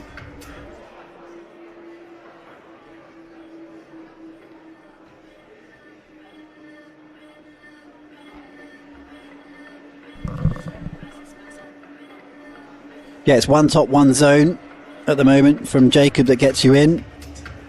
That's what Max has got at the moment himself, so anything better than that will just bump him further up the scoreboard.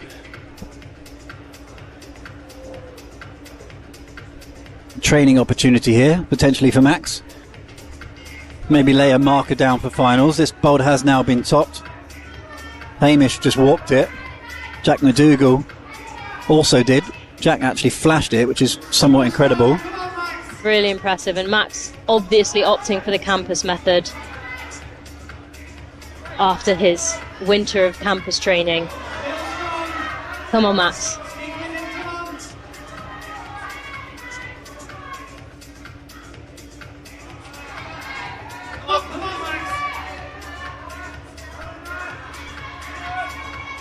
Campusing here for Max, looking really strong. Crowd loving this here at the depot. And Max finishes off. Looks like he's going to try and windmill over. Oh, with precision. Shows his class. Was it ever in doubt?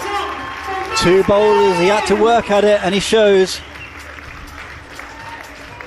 Excellent finish there from Max. Yeah, finishing with style, a flash, some showboating. What more could you want to wrap up this semi-final round? Brilliant semi-final round here at the Depot Climbing Manchester. 51 climbers have been whittled down to 16. 8 men and 8 women will be going through to tonight's final. We will just wait for the scores to update. We will be back tonight at 6:30, but just as we get the scorecards in order here in the women's competition, Emma Edwards goes out this qualification round. Well, let's go on to the men's, because that's just in front of you there.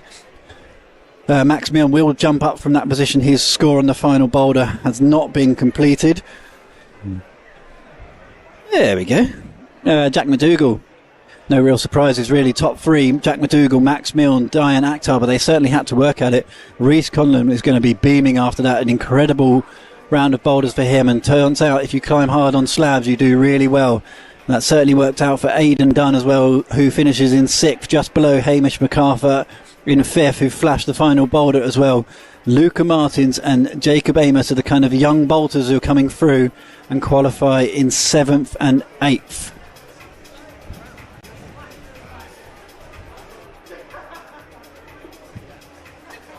Just missing out then, Nathan Whaley, big disappointment for him. 8th last year, 8th out of the qualifiers, but drops down to 9th position. In the women's competition then, 4 tops for Emma Edwards, shows complete dominance of this round. 3 tops, excuse me, but close on number 2. All boulders did get top though. Izzy Bridgens with 74.2 was put in a stellar performance, as we'd always expect from Izzy. Zoe Peterman's looked really strong. Isabella Rinaldi opening that door on the final boulder. It was 5 tops we saw in that in the end after Rinaldi. Lucy Garlick, Eugenie Lee, Isabella Edgington and Livy Gent is back, and she finishes the top 8.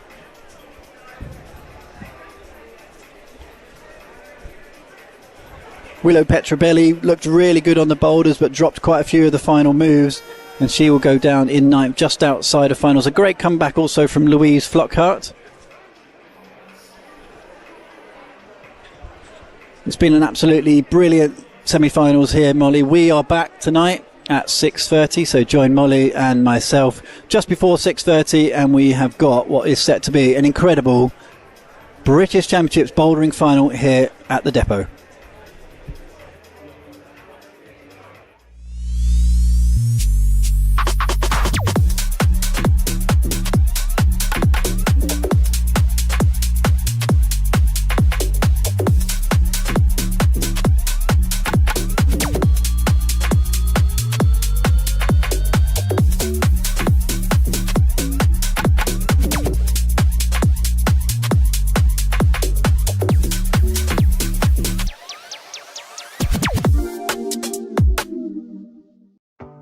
A good friend of mine describes being introduced to climbing as one of the best gifts he ever received. So if we think of introducing people to the outdoors and climbing, mountaineering as a beautiful gift, then why would we deprive anyone from it? Okay.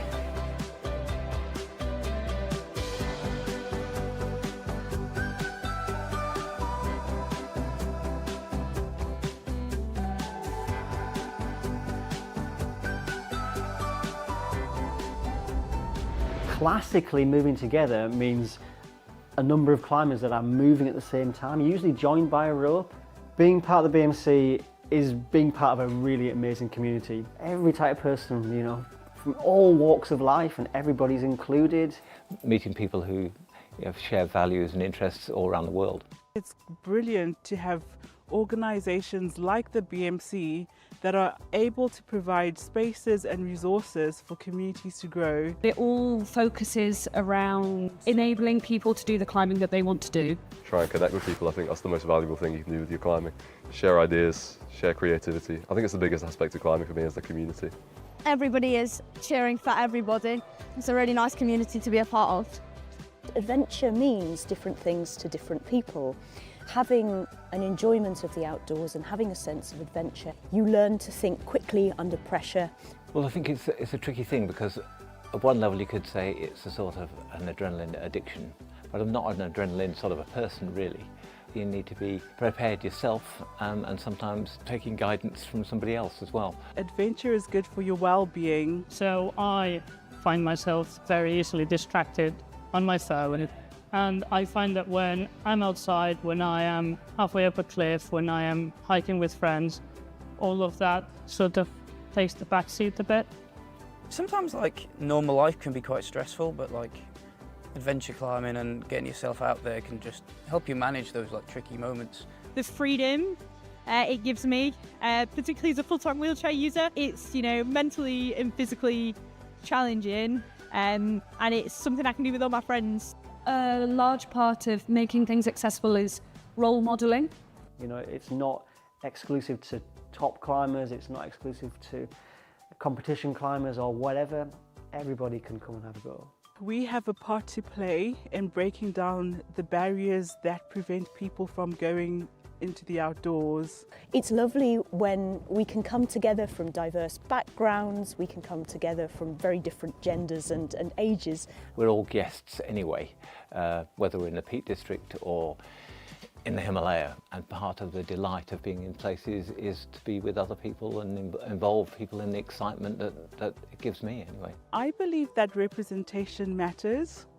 When you can see people that look like you, that gives you the confidence, the courage, the ability to dare to be. The BMC reps, working with access, this is crucial, and for me it's one of the most important things because the access to the outdoors is just so important. They're constantly working with landowners, farmers, making sure paths are in good state of repair, making sure we have access to the cliffs. You know, there's a lot of work goes on behind the scenes. As individuals who are climbing a lot outdoors, you totally have a responsibility to not leave any mark. These are beautiful places, and I think people should try and leave zero trace. It's all about trust. It's all about moving together and trusting each other, and that's a really good example to use that in terms of like the BMC, moving together, trusting each other going forward.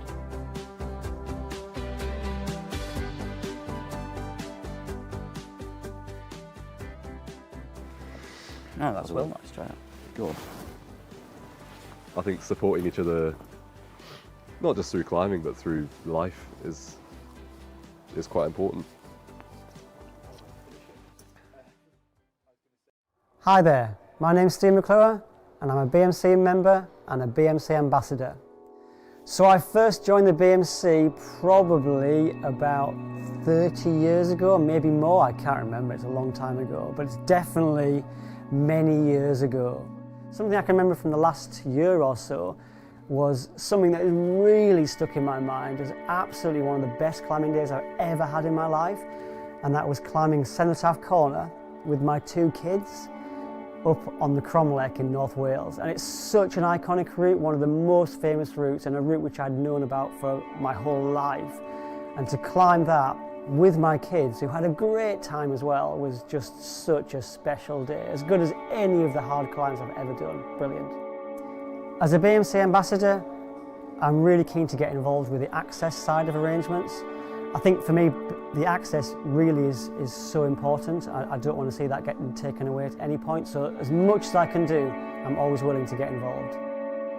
So going forward into the future, one of the big things the BMC has to do is just make sure that all climbers from all areas, all backgrounds, and whatever they want to do in climbing are all completely involved. And climbing is growing so fast, that's a lot of climbers, and it's going to be hard work to incorporate everybody, but we have to. We're the representative body for all climbers.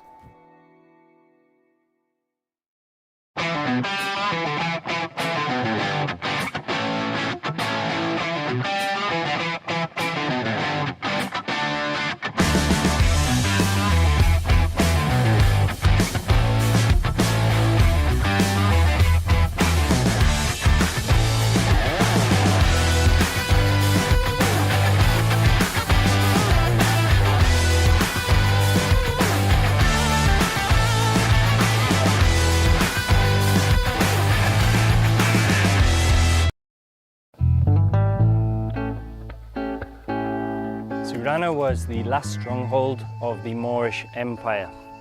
Due to its rocky